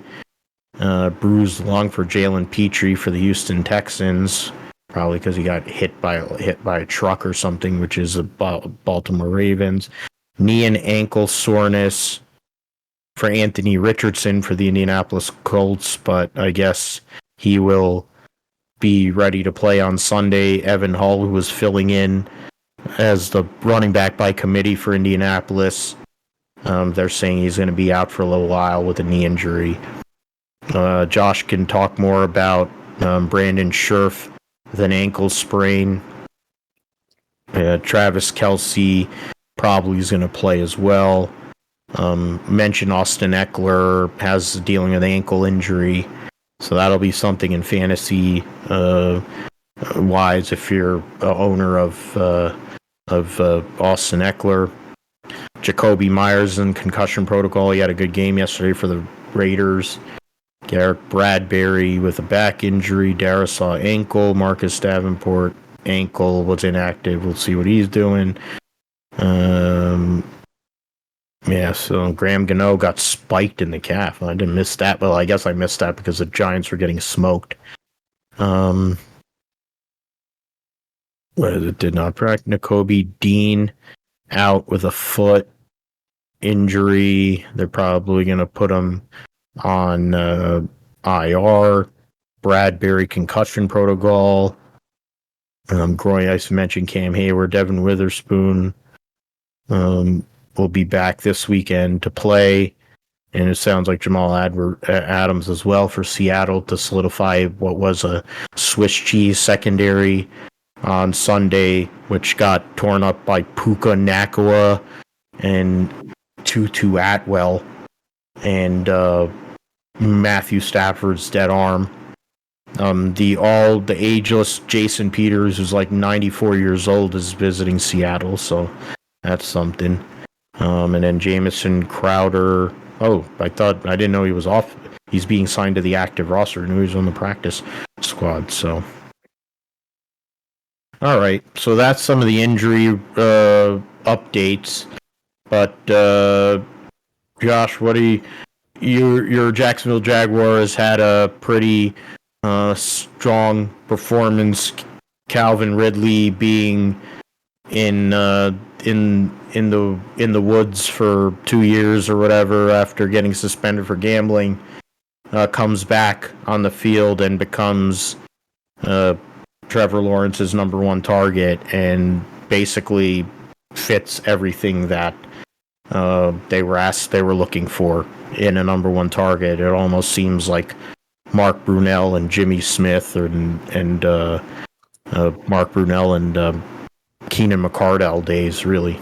That's what it seemed like yesterday. But what are your thoughts on how your guys performed yesterday against Indianapolis? Yeah, I mean, back in those days, it was thunder and lightning with Jimmy Smith and Keenan McCardell, but I don't know what you're going to call these new guys because I think you definitely have a whole lot more than thunder and lightning. So, but, the game was pretty interesting yesterday. Early on, Jaguars get out to a 14-7 lead. The offense, I mean, they looked like they were in control, but at the same time, they looked like they had some issues. I know it's the first game and stuff, but then, the middle portions of it seemed like the offense got out of sync for whatever reason. And I think the offensive line still has some issues with protection, and Trevor Lawrence did have to move a lot around in the pocket, so that's a concern there. So for a lot of that game, they did seem it was like a very sloppy game, and it wasn't like it seemed like they just were out of sync for quite a while, and they had some issues. Tank Bigsby had a pass thrown to him in the flat that should have been caught, that tipped off his hands and went for an interception, luckily not returned. But then later on, offensive line issues start to show up, and Trevor Lawrence gets strip sack, fumble, and then Bigsby actually recovers the fumble but doesn't do anything and just stands there. And then all of a sudden, DeForest Buckner, gets the ball knocked out of his hands or comes around and knocks the ball out and returns it for a touchdown. And, that definitely, game should not have been as close as what it looked like on the scoreboard going into the fourth quarter. Like, I feel like, the Indianapolis Colts, had one of the worst rosters in the league going in, and, they definitely shouldn't have been in the game in the fourth quarter. So, I'm glad that they won, but, at the same time, like, and I know it's week one, and obviously all that matters is that you're 1-0. So I am glad about that, but I feel like it should have been a easier win for them, for all the hype that went into the off season and everything. So it's only week one, so it's not a big deal. So that's kind of how I feel about that. But Calvin Ridley is him, like we always thought he was going to be, and he goes out and catches a touchdown. Probably should have had two if he would have stayed in bounds. He stepped out of bounds on his way to the end zone on what should have been his second touchdown. But then later on, Zay Jones, they forgot about Zay, goes out and makes a catch, 18-yard touchdown, fingertip grab in the corner of the end zone. So, he is a really good receiver, and I don't think they give him enough credit. And I thought Trevor, I thought he played pretty well. I think it's just the, miscues with the offensive line and, the turnover issues that happen because of, rookies on the field and everything. And then running the ball seemed to be an issue as well. I mean, Travis Etienne, they did run well in the fourth quarter, but, for a lot of that, they were getting stuffed and not getting a lot of good carries. And I felt like it seemed like they relied too much on the run, when it was clear that it wasn't working. And, they had they forced a turnover on downs. They forced, turnovers, and they didn't take advantage of, on defense, of those plays or, game-changing plays. And then on offense, they go out and 3 and out, 3 runs and punt. And stuff like that. So I wasn't sure about the play calling. They did talk about Doug Peterson handing off play calling to Press Taylor, and I think a lot of people on Twitter were commentating that, they should have never given the play calling to him or whatever. It should have just been Doug Peterson calling the plays. But then also apparently Press Taylor was the guy calling the plays in the second half of games last year when they made all those comeback victories and stuff. So, we'll see how that goes. But that's something to think about. If it gets to a point where it's out of sync and play calling is questionable, does Doug Peterson yank the card from him and start calling plays in games this year? We'll see, but that's something to think about as well. So defensively, they got pressure, but it's also in sacks, but it's also Anthony Richardson in his first NFL game. So got to put that caveat in there. And now they go up against Patrick Mahomes and the Chiefs. We'll see how they play, and I think that's also an issue defensively. Just Mahomes and possibility of Kelsey playing. And then on offense, got to worry about Chris Jones, who's conveniently re-signed for a 1-year deal just in time for week 2. So, it's going to be interesting. I'm glad they won. Of course, fantasy-wise, did well. They're locked up the win and didn't even have to watch Monday Night Football, and glad I didn't have to rely on Monday Night Football or anything to get points, because definitely Aaron Rodgers' season highlight is running out onto the field carrying an American flag and getting injured. So, perfect timing there. But I'm sure he'll call up Joe Rogan and ask for some DMT or whatever it is, and magically appear in 2 weeks or something like that. So we'll see how that goes. But I'm glad the Jags start out 1-0. Now they have a big matchup against the Chiefs. Early regular season matchup that I think could be a preview of what's to come later on if they do face against each other in the playoffs. So looking forward to that, and looking forward to the rest of the season.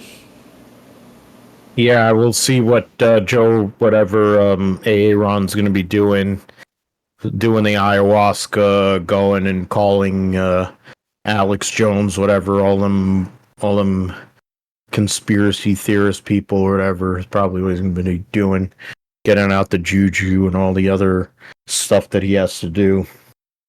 But for the Niners, it was never a contest. They destroyed the Pittsburgh Steelers. People were picking the Steelers to win that game, and they never put up a fight. There was really only one drive late in the first half where they scored. That was it. There was no resistance on either side of the ball.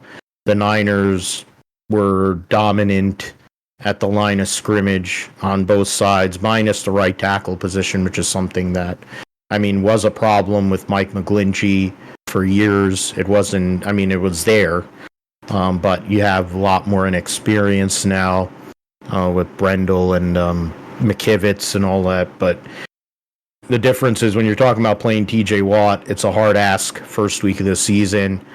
But, Christian McCaffrey was able to go and eat. Brandon Ayuk made Patrick Peterson look like a fool. Brock Purdy was just going and dishing it out to everybody. GK got a huge fourth down conversion early in the game, which set up that first touchdown. Debo was able to make a lot of plays on offense. So all the guys that on the 49ers offense did work. Trent Williams, the best offensive lineman in the NFL. He's upright and doing his thing. He's a absolute manimal, and their offensive line will go.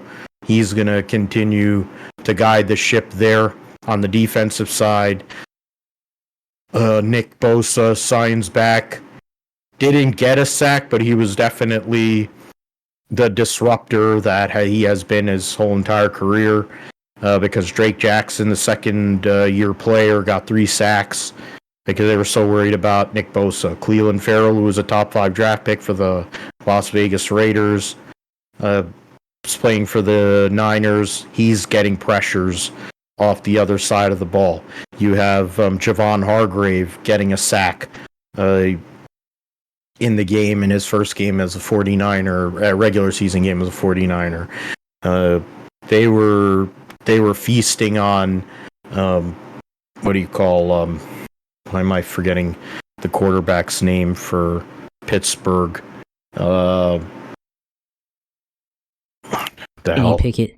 Kenny Pickett, thank you. So, he had a hard time all day. Najee Harris broke off one big run. Kenny Pickett was able to get a touchdown there, but, Pittsburgh really didn't have anything going on. It's not that surprising unless you're a Pittsburgh Steeler. Oh, wow. I guess Garrett Wilson just scored a touchdown to tie the game. So we'll get into that. I don't think the Steelers thought that they were going to get baptized, but they really didn't show a fight. If you look at, Ayuk gets 2 touchdowns. Jake Moody, who was their first draft pick, had a strong game. Pickett actually threw the touchdown to Freiermuth, and then they had the huge, as we get through, shotgun pass to Pickens, then Pickett, and they reversed it, so they still threw it to Pickens, so it completed it twice there. 24-yard run for Najee Harris, and then unnecessary roughness on DeMondre Lenore, threw past Allen Robinson, Deontay Johnson, 2 catches there, and then Freiermuth ends up goes and gets that touchdown there. So the Pittsburgh Steelers definitely have talent and potential. Their interior is a problem. We just talked about Cam Hayward, who's been around for a long time. He's going to be out, so you're going to have to replace him. You're going to have to look at that offensive line going into week 2. But the 49ers, they're going to play the LA Rams in LA, which is Santa Clara South or whatever, because usually the fans of the opposing team end up being the majority of the fans in a SoFi Stadium, no matter who plays there. So, and the Niners, outside of one game, of course, the one that mattered the most, have owned the LA Rams in SoFi. Coming off of that big win against Seattle for them. Big divisional matchup to start the year. If the Niners can win that one, they can go to 2-0. They'll be on a short week going against the Giants in their home opener on Thursday night next week. So it could be a pretty convenient time there if the Niners can keep the momentum rolling, get to 3-0 and have a long break after the Giants game, because the Giants were completely anally annihilated. They were done old country way, like the Iron Sheik would say. They got made humble, like it wasn't even funny. The Dallas Cowboys did to the Giants the same way that Iron Sheik did to Brian Blair. Absolute, like, really just, it was not good. I changed the channel. I was sitting there, we were celebrating my cousin's birthday, and I was able to get the Peacock deal to work, and I was watching a game. I gave up. I couldn't take it anymore. It was in the second quarter. So it got to 40-0. So that's how bad that game was. The Dallas Cowboys fans are already talking, because as me being a Niner fan, it's like, oh yeah, we're going to be there week 5. I'm like, yeah, well, that's fine. That's great. I mean, all I have to say, I don't have to say anything. I can just go and point at the playoffs the last however many years. Should have beaten us a few years ago, and the Niners beat you. We beat them last year. It's not me. I'm just letting the results speak. So we'll see what happens with that. There's a lot. It's early in the season, so keeping guys upright, keeping things moving forward. That's really what it's about. Fantasy, unfortunately for me, 1-3 this week. A lot of unfortunate instances. Having J.K. Dobbins on one of my teams didn't help. In my dynasty team, I do have Trevor, but our number one draft pick, our number one guy is, of course, Joe Burrow.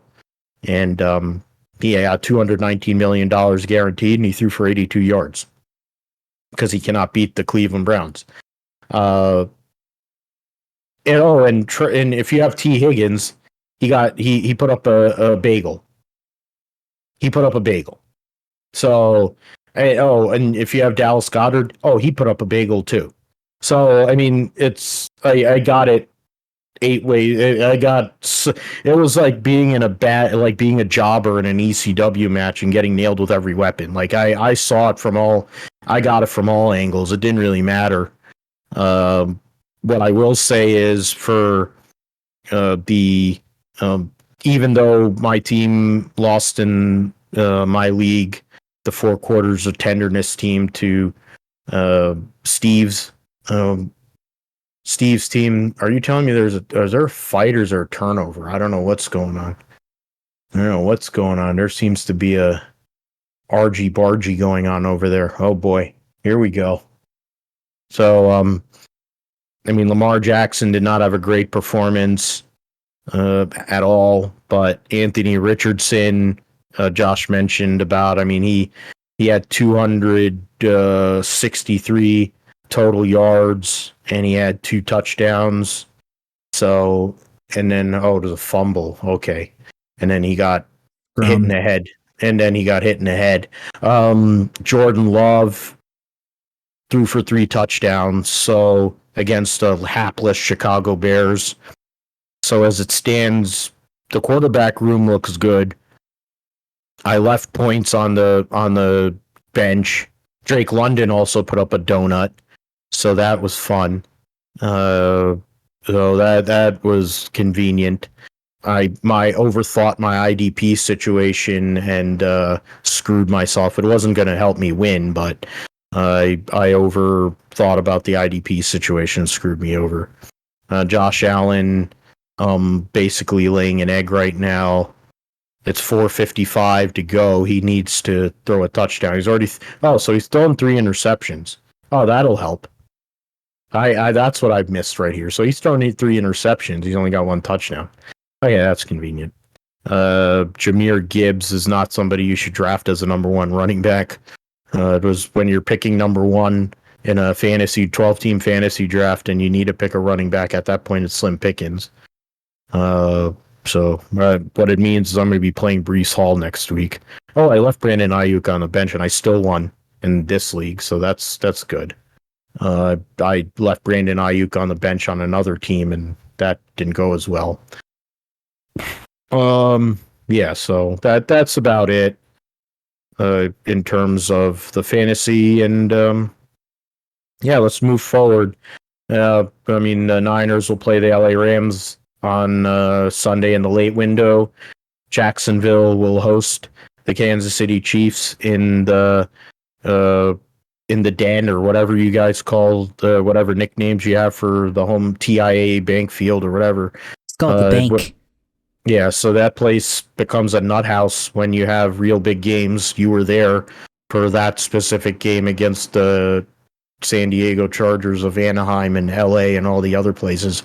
So now when you have Kermit the Frog showing up and then you're going to bring back Travis Kelce and Chris Jones, I'm sure the fans are going to show out. So you guys are an actual fan base, unlike the LA Rams. So we'll see what happens in the early window, a very busy early window next Sunday. All right, so the roundup, let's go with it. MotoGP, we'll start with at Misano, with Jorge Martin getting the victory in the race over Marco Bezzecchi and Pecco Bagnaia. Danny Pedrosa on a wild card ride, his second wild card of the year for KTM, finishes fourth. Marc Marquez actually finished in the top 10. He finished seventh. So credit to him. You had, I'm trying to go through here. So that was the race. In the sprint race, Jorge Martin, it was the same podium, same top four actually in the sprint race. The standings the points heading to the first ever MotoGP Indian Grand Prix, the first time they'll be racing at the Bud International Circuit. First time India has had a race of any kind in a major international form since, I think, 2013, Formula One, when Sebastian Vettel locked up his fourth consecutive championship. Pecco Bagnaia leads by the 36 points over Jorge Martin. And so that's the battle right there. The points, really, there's more of an interest. Brad Binder at Spargo, 13 points between those two guys. And then from Zarco, Marini, Vinales is 19 points. So that's the battles there for the MotoGP championship in the, I don't know what the BMW award is, but whatever, who cares. Constructors is Ducati because it's Ducati. In the Moto2 standings here, you had, where am I going here? I had it over here. So Moto2, Sean Dillon Kelly came back for the first time in a few months. He got released by the American racing team, and now for 3 rounds he's going to be filling in for Forward Racing. He was able to get on their bike because of an injury, so he was able to race at Misano. Still hasn't scored a point yet, but at least he's racing again. Joe Roberts ended up getting a top 10 finish, so credit to him in that sense. Joe Roberts started 7th in the race too, so a good situation for him. So one of his better performances of the entire year. SDK was for the riders, so he was right at the back of the field basically. So his first ride for the Forward Racing team.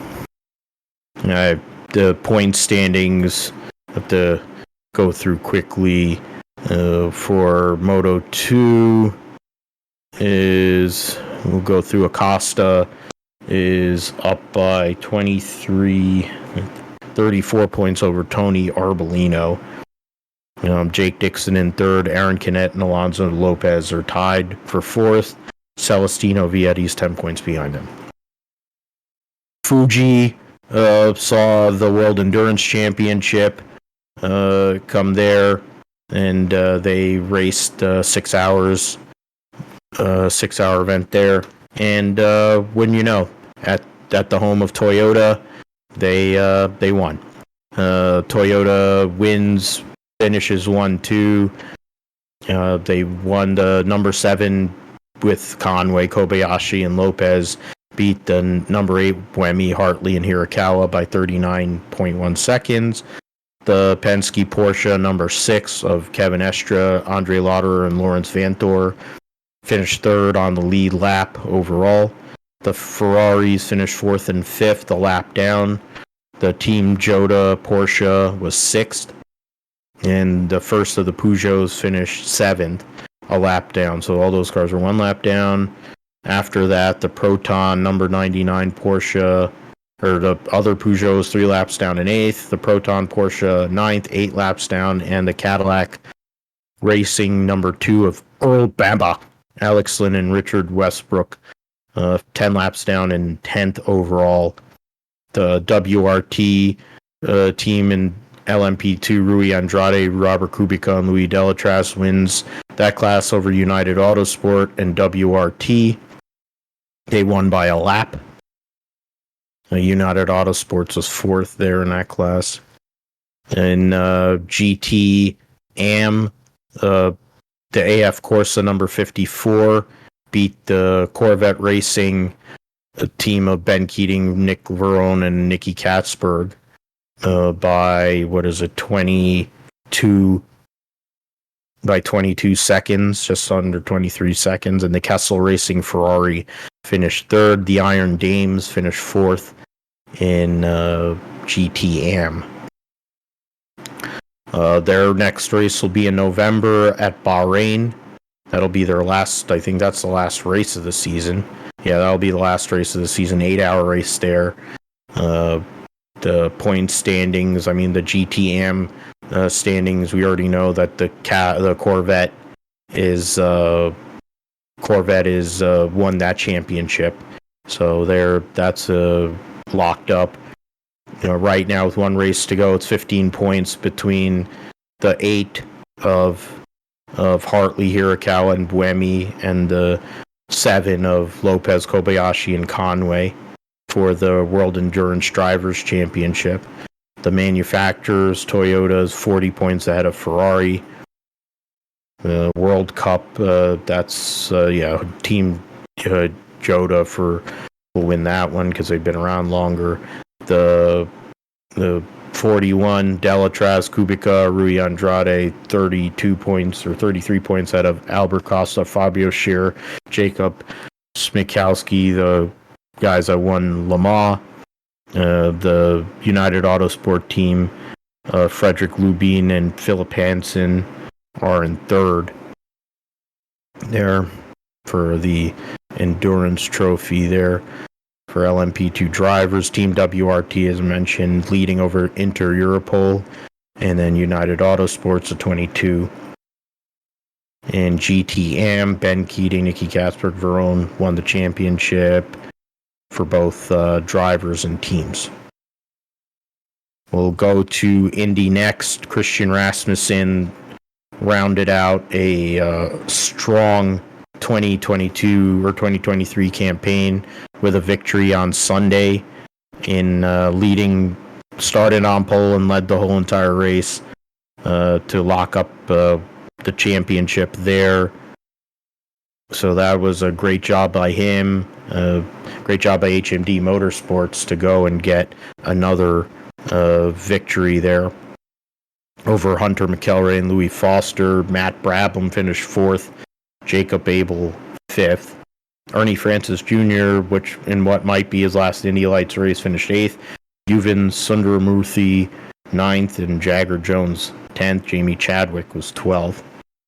In race 1, Hunter McElroy started from pole and led the entire race. Christian Rasmussen second, Daniel Frost, Kiffin Simpson, Matt Brabham, Ernie Francis was 7th, Jagger Jones 8th.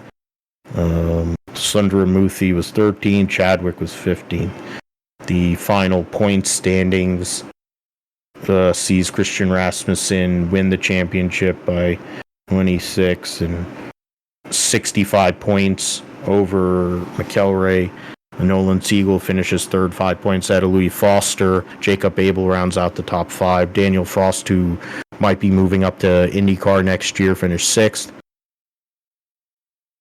Ernie Francis Jr. ends up 9th in points there. So look at that. Jamie Chadwick finished 12th. Jagger Jones 13th. We'll go through some of these other guys. Matt Brabham didn't run that many rounds, and he's finished 17th, so credit to him. And Yuvan Sundramoorthy finished 22nd in limited starts. We'll see if he comes back for the full season next year in Indy next. Manny Core for the World Superbikes. The big news was Garrett Gerloff qualifying on Super Pole in initial qualifying, and then in race 1 actually having his best race of the year, finishing 4th after starting on pole. Toprak Raskatlioglu, Michael Ruben Rinaldi, and Johnny Ray finished ahead of him. But, so credit to Garrett Gerloff there. It's been a tough year for him, getting used to the new bike, the new BMW for him. But he did a good job at Manicourt and put himself in the mix here with a few rounds to go in the World Superbike Championship to make some moves. In the Super Pole race, Super Pole race, he only finished. He fell out of the Super Pole race. He had issues, so that kind of set him back a bit. Then in the race 2, they had a restart and ended up finishing in 5th. The restarted race 2, he ended up finishing 5th. So the 2 top 5 finishes, started on pole in race 1. So great weekend for him. Something to build off of for Garrett Gerloff moving forward. They'll be racing in a couple weeks' time in Aragon, in Spain, and then they'll go back to back with going to Estoril, and then they'll take a month off before they go to Jerez to end the World Superbike season there. The Acropolis Rally, as I mentioned earlier, it's basically Kalle Rovanperä. We know he's going to go and win second consecutive World Rally Championship. He wins the race, wins the rally. He didn't really get much resistance from anybody, and that also helps when that happens. He won by a minute 31 over his teammate Alfred Evans. A minute 35.9 over Danny Sordo for the first of the Hyundais. Ott Tanak had a 3 minutes 40-second penalty, which ended up leaving him 4th. Esa-Pekka Lappi in the second Hyundai finished 6 minutes 22 seconds behind, and Katsuda for Toyota finished 6th. Andreas Mikkelsen wins WRC2 over Gus Greensmith. Johan Roussel.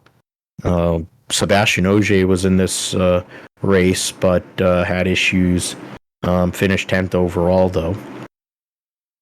The standings going into the last few rounds, there's now 3 race rounds left. Chile, Germany, and Japan. But Kalle Rovanperä basically is he's 25 points, so he's got a full race ahead of they didn't even put in they haven't even put in the points there, so I don't understand that Yeah, so they haven't even updated the points there, so it's got to be different. Whatever. He won, and he's well on his way to his second consecutive World Rally Championship. Super Motocross, the momentum for Chase Sexton continues from Supercross after benefiting from the top two guys in Eli Tomac and Cooper Webb having injuries and not being able to finish out the season. Chase Sexton benefited and won the championship. Won race one over Dylan Ferrandis, Ken Roczen, Jason Anderson, Aaron Plessinger. Cooper Webb in his first race back on a Yamaha for Star Racing finished 8th. So you got that. Then we'll get into race 2. Chase Sexton won both rounds. Jet Lawrence had come off of winning, sweeping the whole entire motocross season. Had a rough first round of the first moto in Charlotte, but came back for a second. Roczen 3rd, Ferrandis 4th, Jason Anderson 5th. Cooper Webb ended up finishing 7th there. So the points after the first race, Chase Sexton ends up going 1-1, and he'll end up with a 12-point lead over Jet Lawrence. And also Aaron Plessinger, 13 on Ferrandis, 14 on Ken Roczen to round out the top 5. And then rider point standings. So I don't know about all that. And manufacturer, right, so. And 250 motocross, the official results, Joe Shimoda ended up winning, going 4-1 and winning the round for Charlotte. So credit to him and Pro Circuit Kawasaki. Tom Viel second, and Hayden Deegan third. Hunter Lawrence struggled. He's 8th after this first round. Austin Faulkner, bad second race. He's 13th. RJ Hampshire. So a lot of ground to be made up by some of the other names in the 250s. They'll be racing at Chicagoland Speedway this weekend for the second race of that championship. NHRA countdown at Maple Grove. So they're going to, as long as the weather cooperates, they could put up some big numbers in qualifying, which bonus points could be put into play there. Justin Ashley has a 30-point lead over Steve Torrance in the top fuel category. Antron Brown, Leah Pruitt, defending champion Brittany Force, Doug Coletta, Mike Salinas, and Austin Prock are all within 100 points. 12 drivers are in the top fuel playoff. Excuse me. Ron Capps, after winning the U.S. Nationals, trying to win another championship. 24 points out of Matt Hagan, 38 on height. Tasca, J.R. Todd, Alexis Ajoria, Chad Green, Tim Wilkerson, John Force, all under 100, or it was inside of 100 points. Cruz Pentragon and Alex Laughlin and are in the countdown for the funny cars. In Pro Stock, Dallas Glenn had a humongous lead, but that's been cut down to 25 over the U.S. Nationals champion Matt Hartford, 32 over Enders, Troy Coughlin, Derek Kramer, Aaron Stanfield, Greg Anderson, Kyle Krutsky, Camry Caruso. 16 drivers actually made it into the countdown for the Pro Stock category, so that's something that's got to be the most ever, so that'll be interesting to see. But really the battles between Dallas Glenn, Matt Hartford, the elite teams versus the KB Titan groups, that's really where that all goes. In Pro Stock Motorcycle, Gage Herrera had a 8 trillion point lead, and that's been cut down to 29 over Matt Smith. Hector Ranas third, Eddie Krawick, Angie Smith, Steve Johnson, Chase Van Zandt, Mark Ingwerson round out the riders within inside of 100 points. Evaristo, Clance, Ayler, and Bostic all make it into the countdown there. So 12 riders there. In the Lucas Oil Drag Racing Series, in Top Alcohol Dragster, Julie Natus leads by 21 points over Anthony Wayne Stewart. He's run one less divisional race so far this year, so that's in his favor. He hit the post, and he made it. Oh, man. Tyler Bass hits the post, but makes the field goal, and they're leading the game by 2 with 2 seconds left. That is insane. Oh, man. I just saw that. That is crazy. Josh Allen did not play well today, but he's going to get out of here with a W because of Tyler Bass. Extreme comes back in Sardinia for the first time in a few months. The Iconia Signs team at Layla Sands and Matthias Ekstrom leads the Rosberg team by 4 points, and they're up on Veloce, the Veloce team of Molly Taylor, Kevin Hansen by 14. Fourth in points is the Hummer EV Ganassi team, Amanda Sorensen and RJ Anderson. The Vita X44 Vita Carbon team of Christina Gutierrez and Fraser McConnell in fifth. They need to make basically anybody that's from fourth on back need to make a miracle happen to compete and to have a chance at the championship with 2 rounds left. The Andretti team, Katie Munnings and Timmy Hansen, is in 6th. The McLaren team 7th, Apt 8th. The Carl Cox Motorsports team with Leah Block. And then the Jensen Button team, they're both tied for last in 9th and 10th.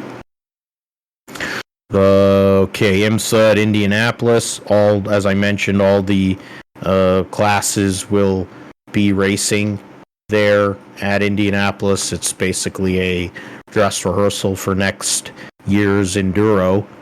First time in 9 years they've raced there. It'll be a 2-hour, 40-minute race, so it'll be quick. And then, so they'll have the race on NBC, so that's cool. The usual suspects, 48 cars, 10 prototypes. You have Porsches, you have the 2 Porsche factory cars, you have the 2 Porsche privateers. Cadillac has their 2, one from Ganassi and one from Wheel and Engineering. The Acuras from Meyer Shank and Konica Minolta, Andretti, Wayne Taylor Andretti. And then the 2 BMWs. In LMP2, there's 7 entries. CrowdStrike Racing, Tower Motorsports, 2 cars from TDS, Aero Motorsports High Class, and PR1 Matheson. And Buffalo gets out. Oh, no, they're going to overtime. Yeah, it's a tie. Oh, I didn't see that. I thought it was for the lead. Yeah. Did they miss an extra point? Is that what it was? No, they were going for the game tying field goal to send it to overtime, and he hit the upright and it made it in. It was gonna go. Oh, you mean how did they get to the tie? How did the Jets? Because the fact is, the Jets had to. They had a chance to take the lead, I thought, or something. I'd have to look at the I don't scoring. know if they missed. I don't know if they missed the extra point or not, but LMP3 will have 9 cars racing in that category. GT Pro will have 5: the Corvette, the Pfaff Motorsports Porsche, Vassar Sullivan Lexus, Aston Martin, Florida Racing, and the WeatherTech Mercedes. And then GTD will have 17 entries, the biggest group of the vast majority of the cars in that race. There's 17 of the 48 that will be in the field. So it'll be interesting to see. Indianapolis, wide racetrack. With the traffic, it's going to be a busy race for sure. I wish they would bring back the banking like they used to have. It'll make it cooler, but whatever. That's just me. The last thing we'll get into is the Sandown 500. The first time in 3-4 years that they've had the Sandown 500 classic enduro. Ford finally had a glimpse, a light at the end of the tunnel, it seems, with the last round, but will that matter? I don't know. Brody Kostecki leads the championship by 137 points over Shane Van Gisbergen. Brock Feeney and Will Brown round out the top four, the two teams, Erebus and Red Bull, the top four drivers there. Chaz Mostert, the leading Ford in fifth. Cam Waters, second Ford there in sixth. So something to look at there. You have popular. Oh, nice. Yeah, she's good looking. Lee Holdsworth back with Chaz Mostert. So that's a very strong driver duo there to race in the Sandown 500. Talking about, strong lineups getting in, and at least these second drivers get a race in before going to Bathurst, which I think is a huge key for them. So that'll be cool. We'll talk about that. Can Ford get a win here leading into Bathurst to salvage what has been a god-awful season for the Ford camp in supercars? All right, so Formula One, they'll be racing at Singapore this coming weekend. They've made changes to the circuit at Singapore. They've gotten rid of a few corners there because of construction. So that's so we'll see how that affects the racing. I think it'll be a little quicker laps. They're saying there's going to be less tire drag and aero downforce wise. They could run slightly less downforce, but in all of this, it's the same old. I think so. I picked first last week, so Josh, you get first dibs here. Who do you pick for the Singapore Grand Prix for your winner and podium?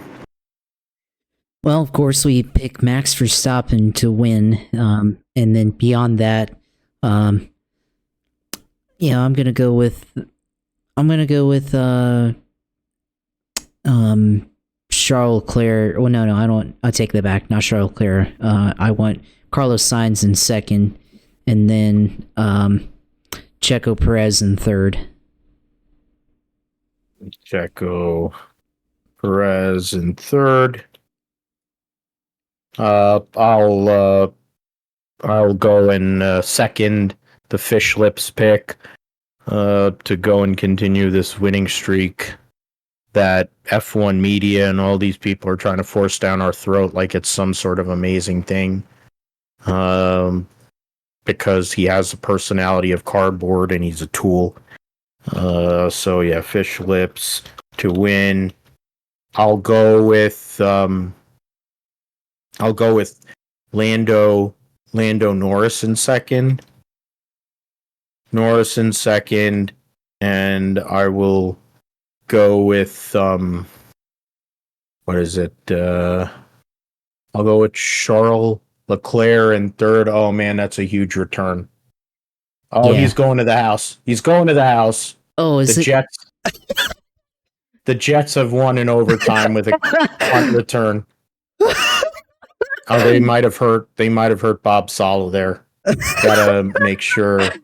My goodness. All hail the New York Jets. The freaking Sean McDermott special teams, a longtime special teams coach, and his special teams was questionable today. Tyler Bass, needed a miracle doink off the post to get in overtime, and then their coverage today was atrocious.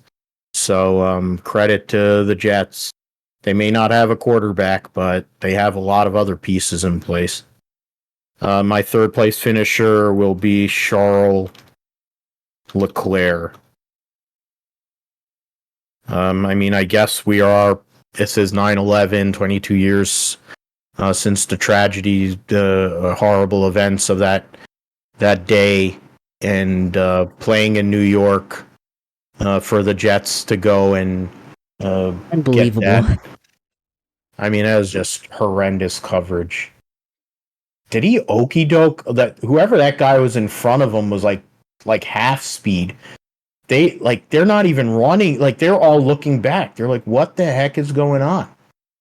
That is one of the worst jobs of covering a punt I've seen in recent memory. My goodness. Oh boy. Who did the Jets last year? Didn't they play against the Patriots, and then the Patriots ran back a punt return for the win last year?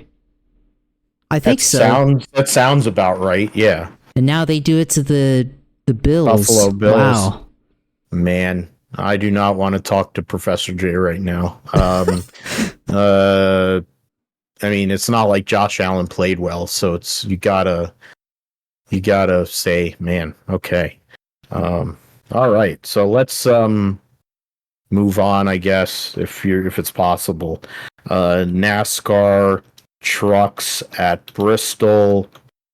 Got picks. They'll be racing on Thursday night there, weather permitting, of course. Trying to get through all that. Truck series, the UNOH 200, 38 trucks for 36 spots. Sawalich in the one truck. They don't have anybody listed in the 0-2 as of now. Whatchamacall, you guys, Carson Quapple in the 7 for Spire. Go through something. There it is. They're born. Greg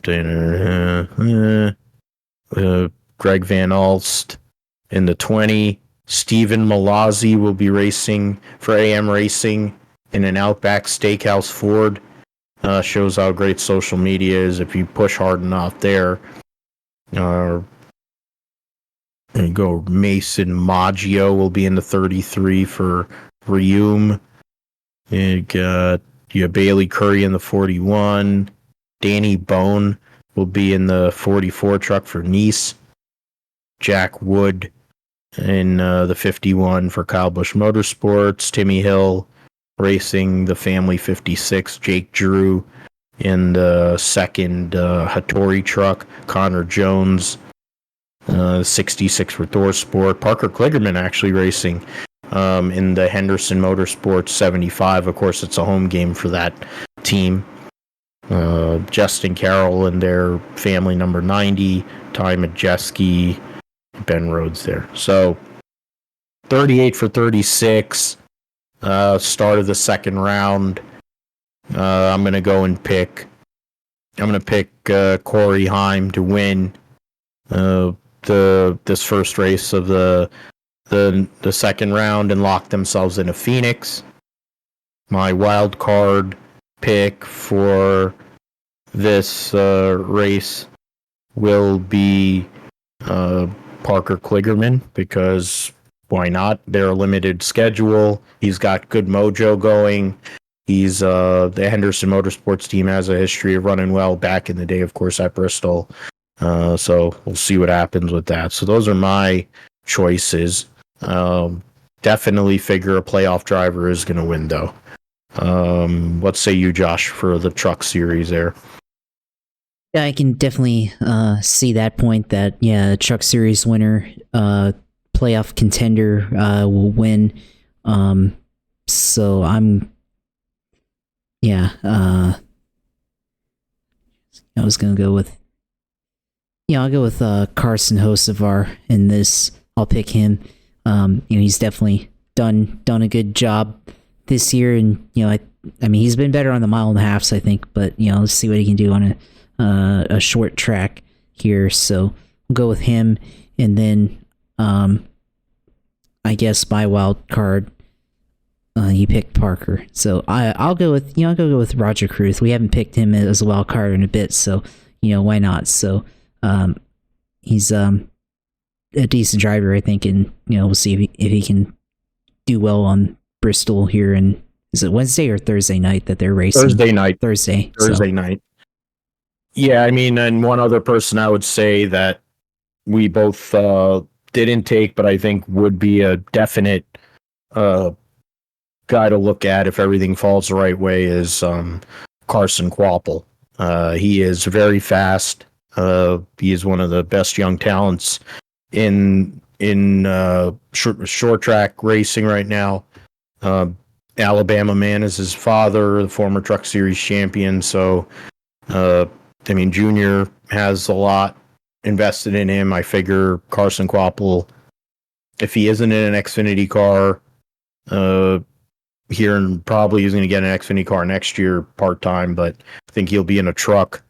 I think Kyle Busch Motorsports and them will probably do some business, I would think, to get him some experience there. So that's somebody to look at for Bristol to go and get that victory, because he's got Bono as his crew chief and the Spire team.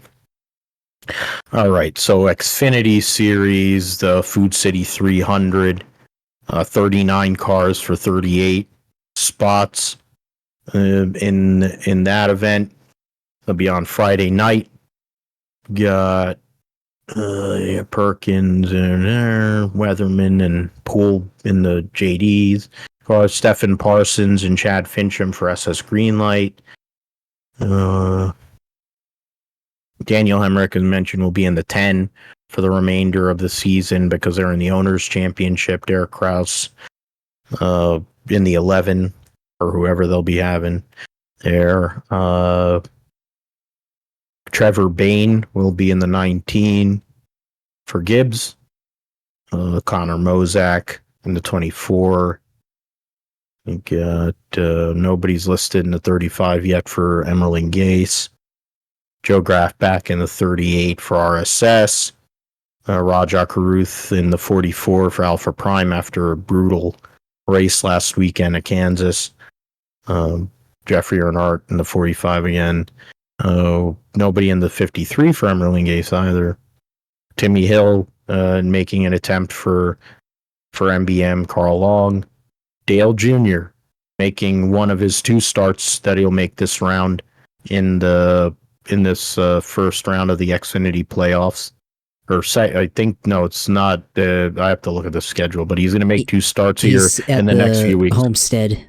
He's making Homestead in the Bass Pro Shops and this one in the Hellman's car. So, yeah, so that's the big storyline of this race.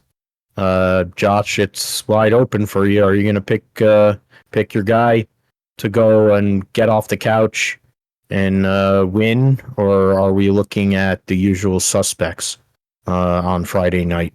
I don't know if I'm going to pick him for a win, but I'll pick. I have to roll with the usual suspects, I think, for a win, and I'll go. John Hunter Nemechek to open the playoffs with the win, and I'll say that Dale Jr. In the Hellman's Mayo car as a wild card and everything. I think he's gonna have good pace. He's good at Bristol, and expect him to run pretty well for what he's able to do in that car. So expect him to be up there with the regulars and everything. And he ran at Florence recently in South Carolina and got a top 10 run there in the car store. So probably using that as prep to run Bristol. So we'll see how it goes. But definitely excited for him to make his return back to the Xfinity Series this weekend. Yeah, definitely something to look forward to and see old Junebug getting back behind the wheel. I mean, obviously a solid choice there with John Hunter to win. He's been on a roll here recently. For me, I'm going to go with, and it's not based on anything that's, I mean, recent trends. I just, at some point, Josh Berry has to win a race. It's just, to me, I don't know how he hasn't, other than, happenstance, circumstance, all these different things going on and bad luck and whatever. But I think Josh Berry finally ends his winless streak. So in 2023, he gets out there and gets his first win of the season, which would be massive for the A team and junior motorsports. So that'll be something if that actually happens. And I'm going to go with Paperboy Parker Retzlaff as my wild card because he's been on a roll as well. He's been running really well for Jordan Anderson Racing. So Josh Berry to win. Parker Retzlaff wild card.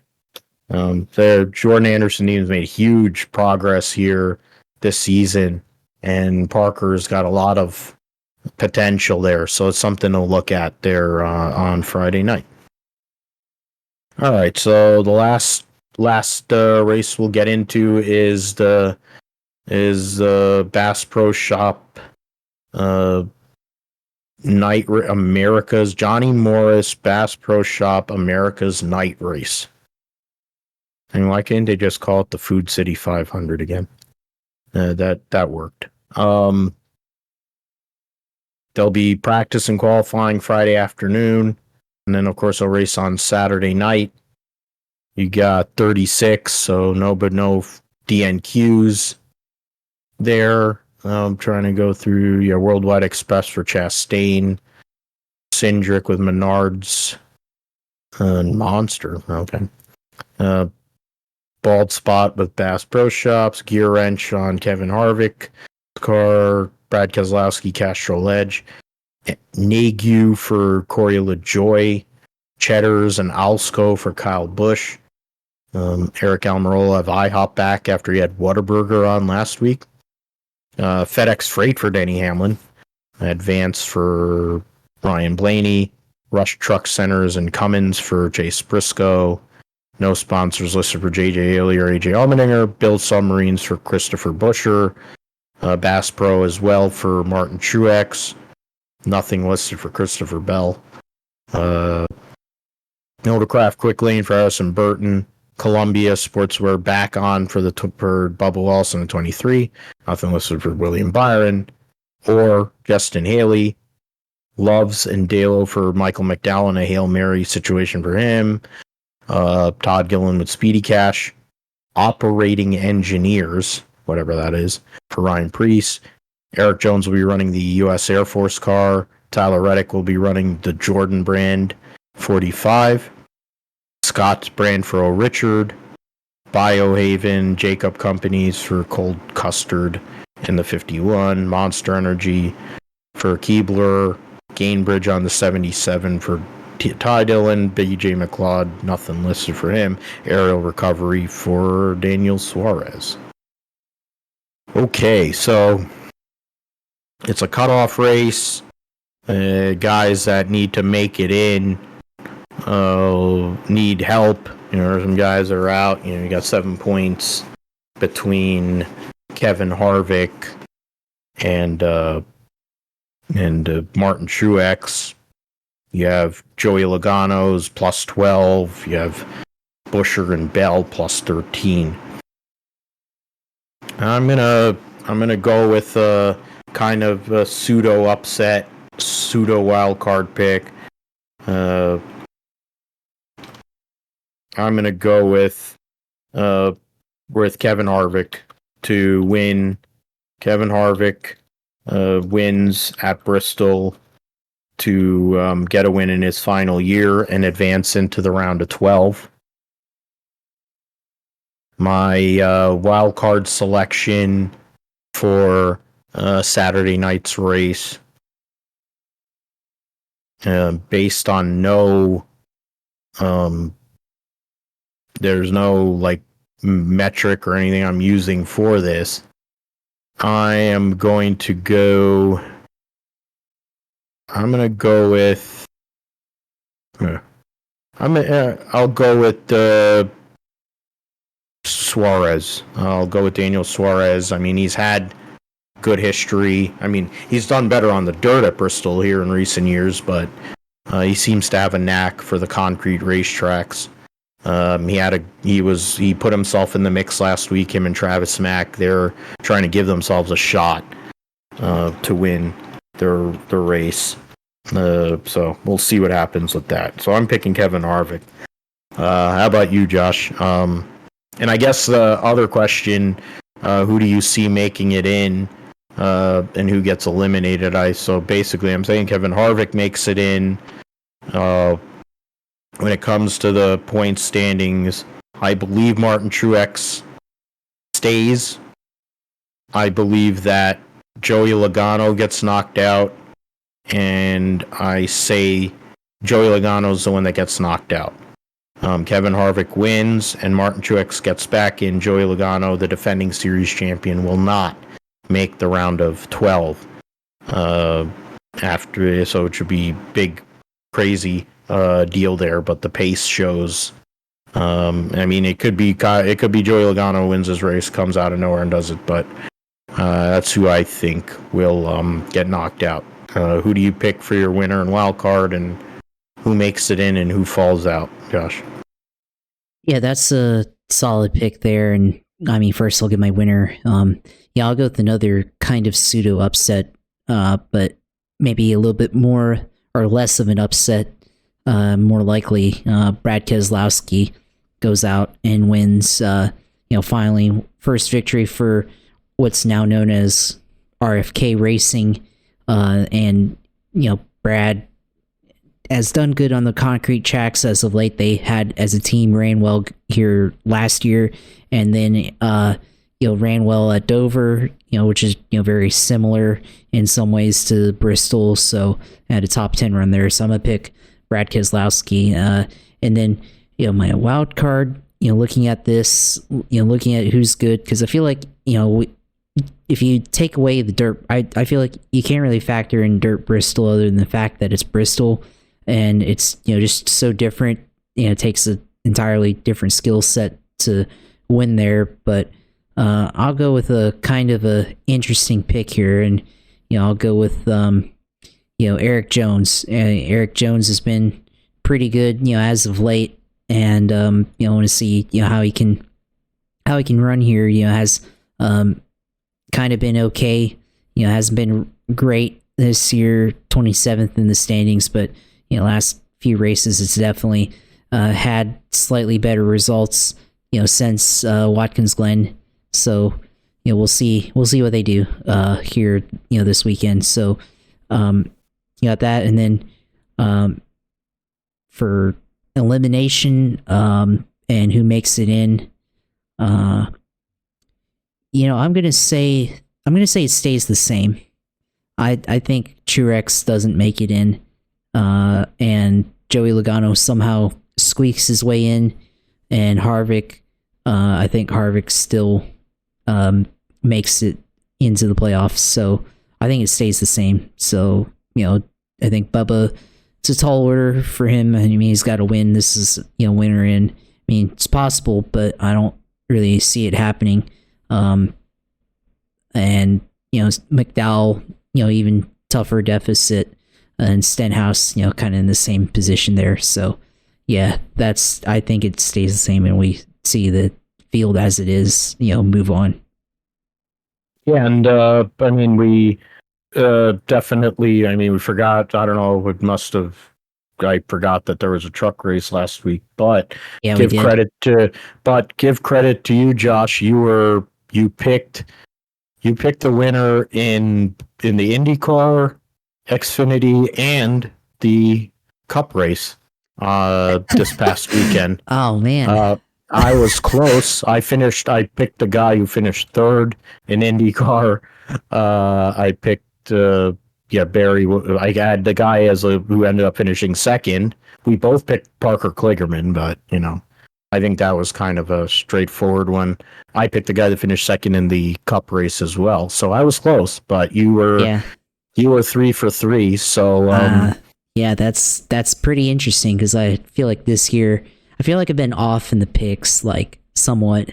They haven't hit as much as they had in the years past, but damn, I don't think I've ever done 3 for 3. I should have bet those. Yeah, I know. I was looking back at it, and I was gonna go and do my thumbs up emoji thing, and I'm looking back. I'm like, holy crap, you went 3 for 3. So, if you're definitely, I always say this: if you are in a betting and you listen to the show, you're more likely to hit with Josh's picks than mine. But that's so keep that in mind. Picked Fish Lips, Carlos Sainz, and Checo for Singapore. Corey Heim, or Carson Hocevar and Raja Caruth in the trucks.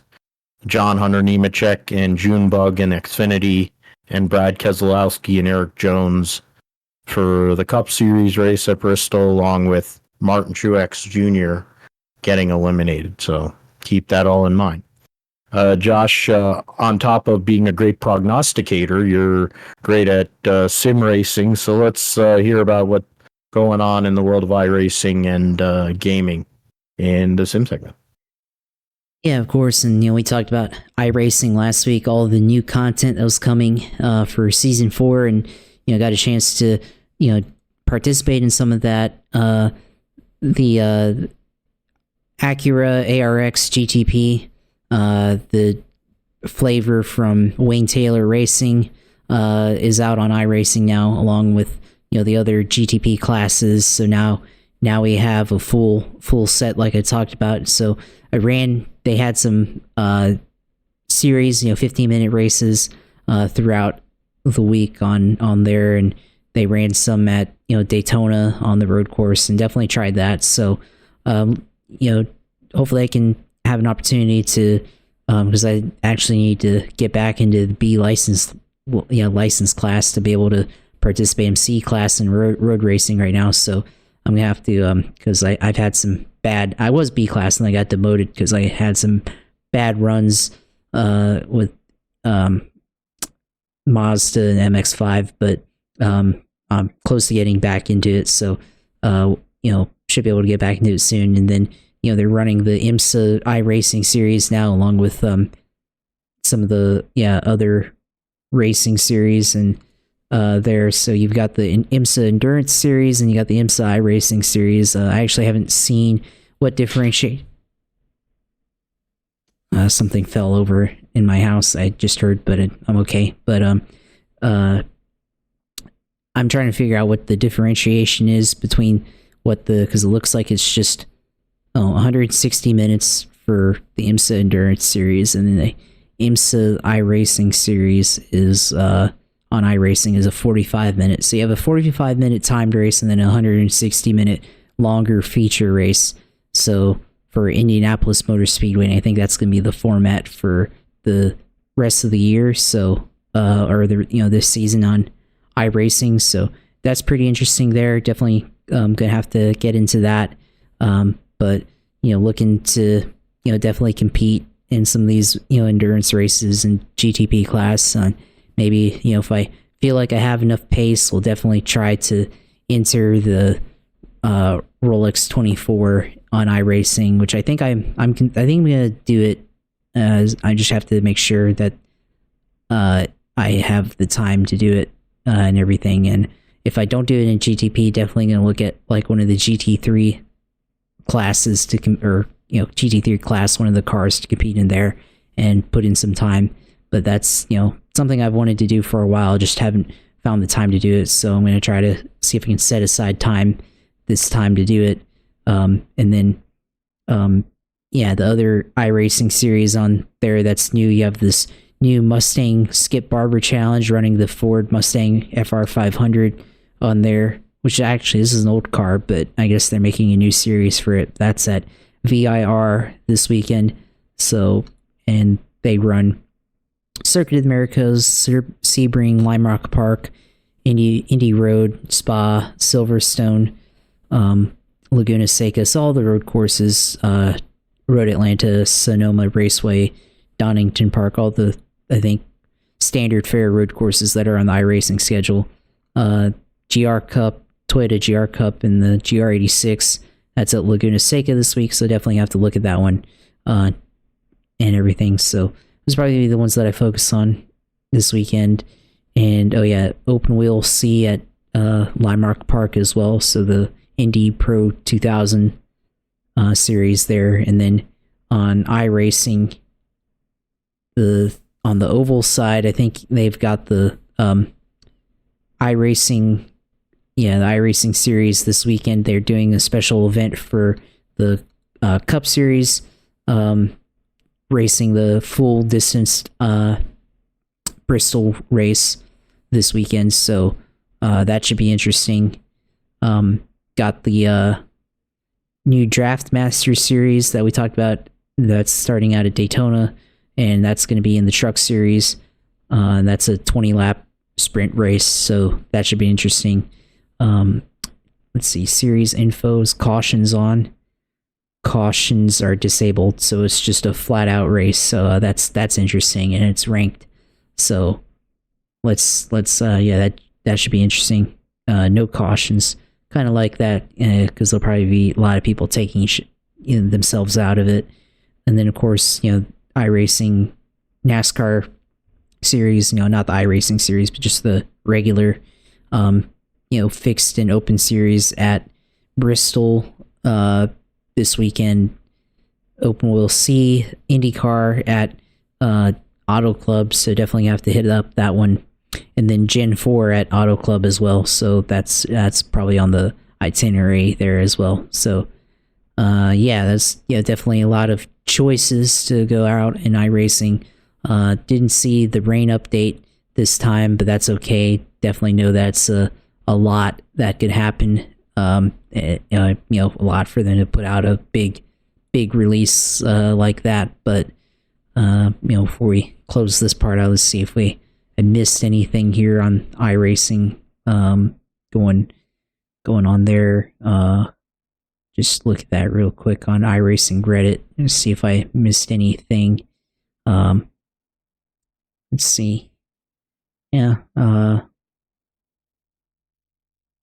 think that's it. So new season 4 on iRacing, and actually I will bring up, I think we did talk about the Super Formula class, but it seems like people were talking about that one being a cross between the F1 car and the Indy car. So Super Formula 23, which is I think a Japanese series on iRacing. So that should be interesting. Might have to look at that. So yeah, that's the series where Liam Lawson is racing right now. Yeah. Alex Palou came from, Nick Cassidy, et cetera, et cetera. Some great drivers have been in that category over the years. It's a great open wheel category.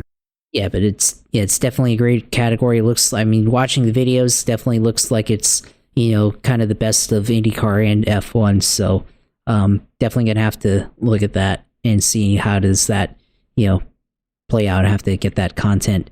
But yeah, lots of new content on iRacing. We talked about it in the last couple episodes, but definitely looking forward to competing in them, and for rank and everything like that. So looking forward to doing that. And of course, probably have to start streaming. I haven't really streamed in a bit, but I have to do that, to debut some of these new cars or whatever new series. But definitely going to try to do that. Maybe. So, the stream, as always, when it's on, is Twitch TV, uSailor2, and go in there and follow. And then Twitter at JP Huffine, which definitely going to be talking about, the playoffs and everything, talking about the Jaguars and all that stuff. So go on there. And then, of course, our YouTube channel, which, we have our episodes on, go on there and watch Grip Strip Podcast. So go in there, like, comment, and subscribe and everything. So yeah, glad to be back for another week. Glad to, be able to, compete in fantasy. And of course, glad and happy to be 1-0 in both of those and everything. And, glad we got to see a kind of entertaining comedic timing ending there with the New York Jets and the Buffalo Bills and everything. So what a collapse for the Bills. So we'll see how that goes, but for the rest of the season for them. But yeah, I'll let you finish off in the close. Yeah, Josh Allen, I'm talking to Professor J, and he is not happy, talking about how bad Josh Allen played. 3 interceptions. Outside of Joe Burrow and whatever the Giants wanted to call whatever that game was in Seattle, there's a few, but my goodness, the Buffalo Bills were not prepared tonight, and without the Jets don't even have a quarterback, and they lost that football game. That's something. But yeah, Josh, thanks as always, my sidekick, my right-hand man. Your teams are doing good so far.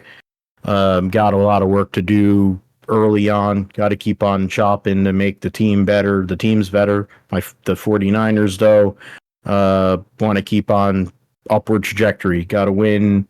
Got to keep on winning. Go all the way to February. That's the hope. So, keeping guys upright and the like. You can find me at PG Matthew 28. You can find the show at Grip Strip Pod on X. You can find us. You can find me at Philip G Matthew 28 on Instagram, and find us on, as I said, the YouTube page with the streams here, the video feed, and you can find the podcast anywhere you listen to podcasts. We host on Podbean and also philipgmatthew.com. We'll be back next week for episode 187 of the Grip Strip podcast to go into a very busy roundup. Formula One at Singapore, NASCAR triple header with the end of the Cup, the first round, the start of both the Trucks second round and the Xfinity first round of the playoffs, and much, much more. Football week 2. We'll get in all of that. So for Josh, I'm Phil. Thanks for listening to the Grip Strip podcast. We'll be back next week. So take care and see you around the corner.